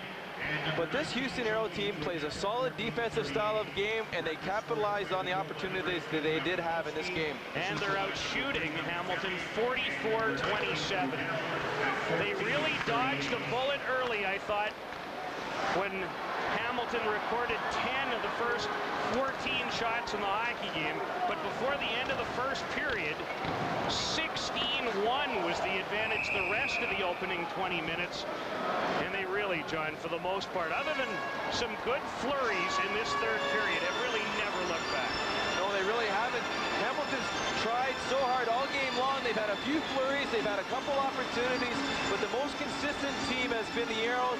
They played solid in all ends of the ice, in all aspects of the game. And both coaches knew the first 10 minutes of this game was the most important part. And Houston did weather that storm. They did indeed, and then put on a storm of their own.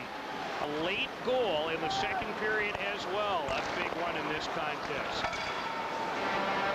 for Houston in that second period. All right, Bulldogs fans. 3 minutes, 12 seconds left. Ty Conklin has left his net. Marc-Andre Bergeron has come onto the ice. They need to get something. They need to get a goal to try to create something. Three minutes is a lot of time. If they can get one now, it may help. Well, you've got nothing to lose. That's right. Good move by Jeff Ward. The net of the Bulldogs is empty. Bergeron can't hold it in. Commissary, Hins, Bergeron, Torres, Lindsay, and Ward. All the Gunners. Hins slides it in behind Lindsay. Ladislav Benasek will drive it right into Lindsay. Kluche's played an excellent defensive game to help out. Bergeron threw a screen. It was blocked by Cullen. Jason Ward chops at it.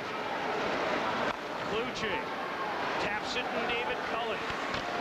Alabort's Torres will get there, but he can't handle it. And Henderson will delicately flip it back into Bulldog territory. Bergeron relays it to Hins, and it's blown down on an offside pass. And it's been that kind of night for the Bulldogs. Just inches away as Bergeron is really frustrated. Well, Marc-Andre Bergeron not happy with Kevin Hastings' call for that two-line pass. He thought that he had gained the blue line, but you can see the frustration in his face. There's nothing more frustrating. You're trying to make things happen out there, and it's just not happening. The bounces are just not going the Bulldogs' way. Wallin with a goal and an assist. Veilleux with a huge late goal with 1:52 to go in the second period.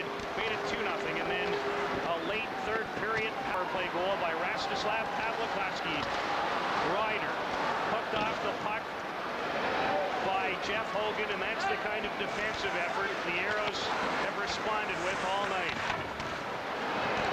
Hainsey and Benoit Gratton. Sal Malainen racing in after it with Roach. Roach wins the battle. Now he loses it. Hainsey behind the net. Plays it. Rita from a sharp angle, and Holmquist makes the save. Here's our game review. Houston leading at 3-0. Yeah, no question. 33-15, the shots on goal. 2 periods. Ricard Wallin, the 23-year-old Swede, scored the game's opening goal and made a very nice pass on the Veilleux goal. And Ty Conklin has tried to do everything he can to keep his team in it, but it just has not been the Bulldogs' night. You can't forget Johan Holmquist, how solid he has been in the pipes. Any opportunity that Hamilton has had, especially on that last play right there. Nice play by Hainsey to get the puck out front to Yanni Rita. But Holmquist is not allowing any rebounds. The puck would come to him and look like it's in an awkward position, but he covers up, and there's not a lot of second shot or opportunities. And John, I thought he looked terrific in the first 4 or 5 minutes. I remember an early save off Jason Ward on a lovely three-way passing play. I mean, he just has been rock solid from the opening face-off. And Todd McClellan knows what a horse he's been. The Bulldogs, they need a minor miracle now. Trailing by 3 with less than 2 minutes to go. Thomas Eric. Wrist shot deflects wide.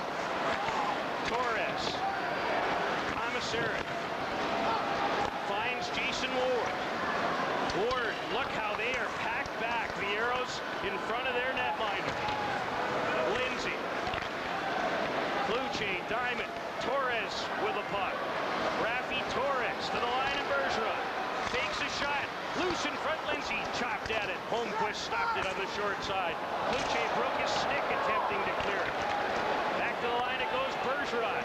Wrist shot deflected, loose in front, Torres. Oh, that is an absolutely scintillating stop by Johan Holmquist. Well, a goaltender coming up big like this is an incredible sight to see, and you can see Holmquist is just pumped. In game 1, he made at least 4 stops to steal the game from Hamilton. And right here is another perfect example. Down and out, sprawling across, makes the save. But right here, Torres gets a chance, makes the stop, and the reaction is what says it all for Holmquist. He knows it's been his night, and it has. His 31st save of the game is his best. As Rafi Torres with a glorious opportunity and failed to beat number 29 of the Aeros. And the excitement on the Aeros bench is starting to mount. They're a minute 4 away from winning a title. Puck dropped unfairly, so they'll do it again, or at least that combined with a clock problem. Todd McClellan, 6 years at the helm of the Swift Current Broncos of the Western Hockey League before coaching in Cleveland, and then the last 2 years here in Houston. He's done an excellent job. 35 years old, Johnny started coaching when he was 24. Experience behind the bench, just putting time in is just going to make him a much better coach, and he's done a tremendous job with this team. Net still empty. Hainsey. Towards Mike Ryder. Cullen took a little extra time, couldn't clear, and then it's gloved from one Bulldog to another. Johan Holmquist was a finalist in 1998 as a member of the St. John Flames. Curtis Murphy, who won a collegiate title with the University of North Dakota and also won an IHL crown with the Orlando Solar Bears. Bergeron, as the countdown is well underway. Blouin carries it in on the offside. John, I'd just like to say we've had a great time this year broadcasting the American Hockey League. The entertainment, the product has been terrific, and this final series has brought with it just about all you could ever want. The American Hockey League is such a terrific hockey league. They've got a lot of young players, and this Hamilton Bulldogs team, we've done a lot of their games this year. They are so skilled. They had so much talent, and everybody thought they were going to walk away with it. This Houston team came in and really played well, taking 2 games out of their Hamilton building. McCulloch trying for the open net. Missed. 8 seconds to go. What a performance by the Houston Aeros. They are the 2003 Calder Cup champions.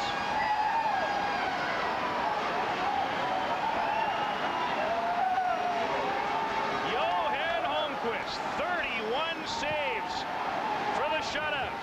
And if I'm not mistaken, his first shutout of the playoffs. What a time for it in Game 7. Well, we mentioned in the opening, a goaltender can win you a championship, and Holmquist does his best in this game and shows how good of a goaltender he is, how mentally tough. And this game, he wasn't phased from the drop of that puck. When Hamilton put pressure on early in the game, Holmquist stayed his ground, didn't panic, and all game long, just patience and the mental toughness, and how calm in the net he was. It's just an amazing sight to see. And Johan Holmquist is the 2003 Jack Butterfield Trophy winner as the playoff MVP, and well-deserving as we take a look at Michael Commissar. Hamilton with just such a fabulous season. They won 49 times during the regular season, 110 points to lead the American Hockey League. A tremendous marriage of 2 organizations that comes to an end with this loss tonight between the Edmonton Oilers and the Montreal Canadiens. Next year, the Oilers farm team will play out of Toronto and be known as the Roadrunners. Hamilton will be solely affiliated with the Montreal Canadiens. What a hockey team, loaded with talent, loaded with first-round picks. But on this night, the Aeros, without a doubt, John, played a spectacular road game. They were the much better team in this game. Hamilton failed to capitalize on their opportunities earlier. They had a couple of power plays early in the first period. They didn't have that in Game 6. Houston had 4 opportunities. They didn't score on theirs. The power plays can lose you a series, and the game here early on, when Jeff Ward and his Bulldogs knew how important it was to get a good start and on the board early, they just failed to do it. They couldn't get on track, and the bounces just didn't go their way. Let's send it down now to ice level. RJ Broadhead is standing with Nat Dominichelli. Well, thanks very much, Peter. No stranger to championships. Nat, you won 2 Memorial Cups with the Kamloops Blazers. Where does a Calder Cup fit in your order, or pecking order of championships? Well, it's definitely sweet. It's not the NHL, but when I got sent down this year, our team had a goal, and it was a long year. I mean, we made a lot of sacrifices. A lot of guys spent a lot of time away from their family and friends, and it's really worth it. It's been a long haul, and we always thought we'd win, and now it's come true. It's been a great year for us. What a fantastic job in this 7th game. You really shut down a pretty high-powered offense. Well, they always said offense wins games and defense wins championships, and we proved it tonight. We made a trade for a goaltender, and we give up 2 pretty character guys in Lawrence Nicolette, Corey LaRose, and they were a big part of our team. And it's sad to see him go, but Johan played well for us. And it goes out to everybody played in Houston in the past and now present. This is a lot of people putting in a lot of time. Nat, congratulations. Thanks a lot. I just want to say hi to my parents, my fiance in Atlanta. I'm coming home. It's been a long year, but we're done. Nat Dominichelli, a champion with the Houston Aeros. Peter? Thanks so much, RJ. Nat Dominichelli, a very key member of this Houston Aero team. We now turn it over to the presentations and the public address announcer, Mr. Bill Sturham. Ladies and gentlemen, at this time, please welcome the President and CEO of the American Hockey League, David Andrews.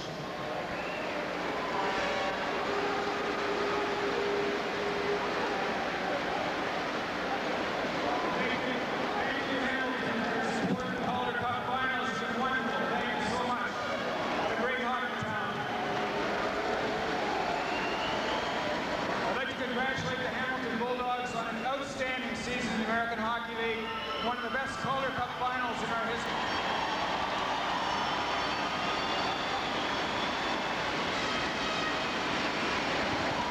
This time I'd like to call on Vice President of the American Hockey League, Jim Mill, to present the Most Valuable Player Award for the 2003 Calder Cup Championship.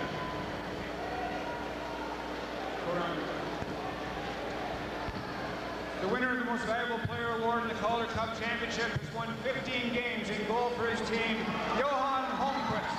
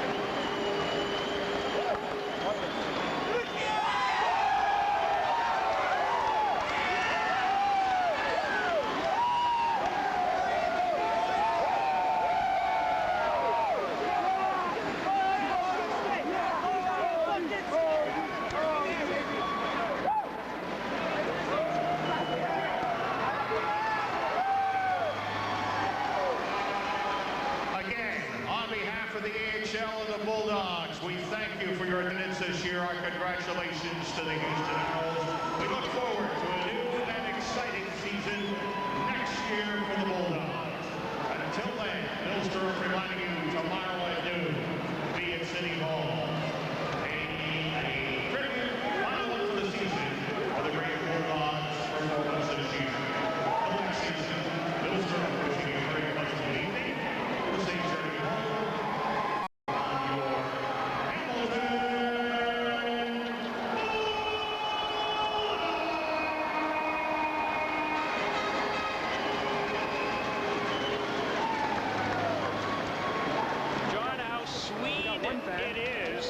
Championship game. Ricard Wallin from Sweden with a goal and an assist. He scored the game's opening goal, made a key pass late in the second period, and Johan Holmqvist, the championship series MVP, who came over in a trade late in the year from the New York Rangers organization, and my oh my, did that pay some huge dividends. Well, the American Hockey League, there's such a turnover in this league. Guys going up to the NHL, guys coming down, and to acquire a goaltender like Holmqvist, to come into this team and then do the job that he has provided for the Aeros is quite an accomplishment for this team.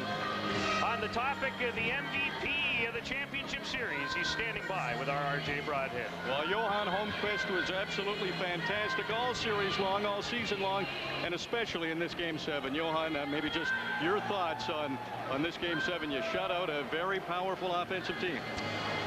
Well, it's a big credit for the whole team today.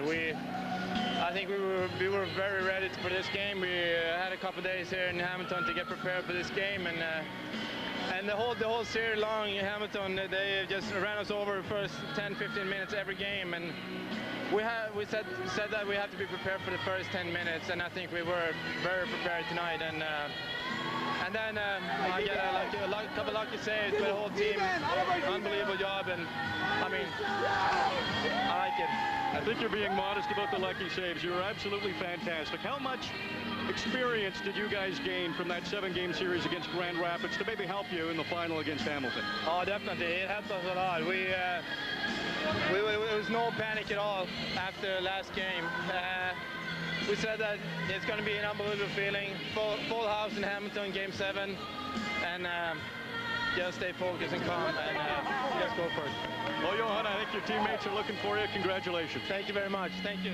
Johan Holmqvist, absolutely fabulous for the Houston Aeros, Peter. No question about that, and very deserving of being the championship series MVP. John Druce, what a series.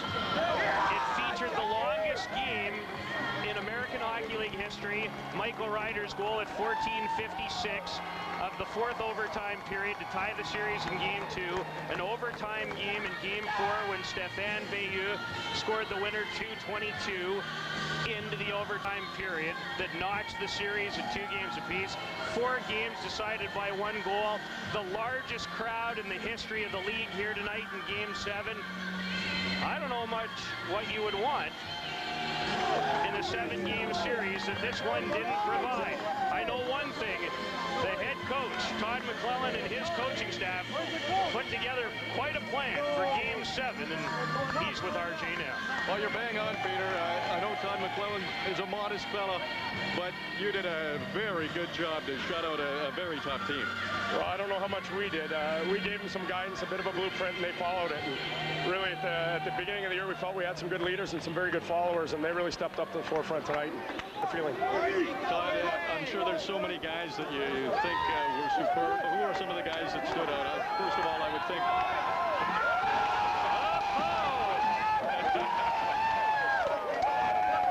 I was going to say Warwick until that happened. I wonder if the Aeros will pay for this dry cleaning bill. I don't care. It's you guys are overpaid at Sports Center anyhow.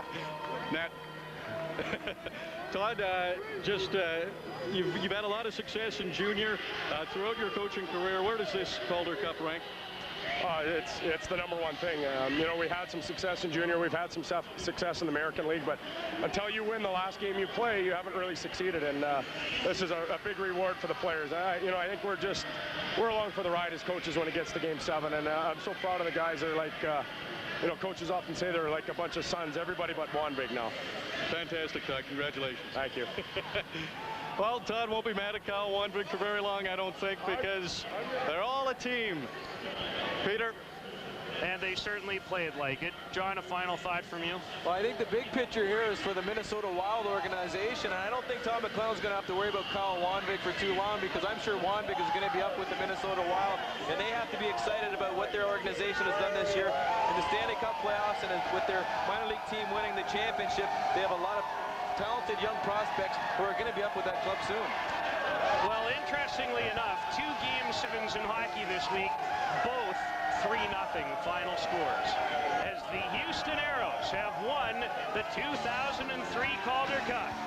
Johan Holmqvist was a huge star in this game, the playoff MVP of the championship series, the 25-year-old Swede. We have thoroughly enjoyed bringing you American Hockey League hockey this season on Rogers Sportsnet. Quite an ending tonight. The Houston Aeros are the champions.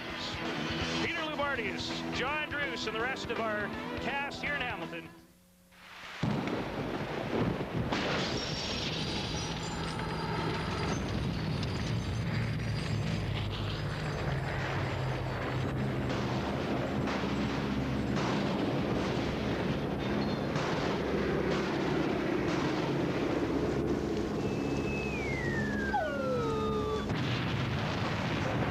Calder Cup playoffs. Let the games begin.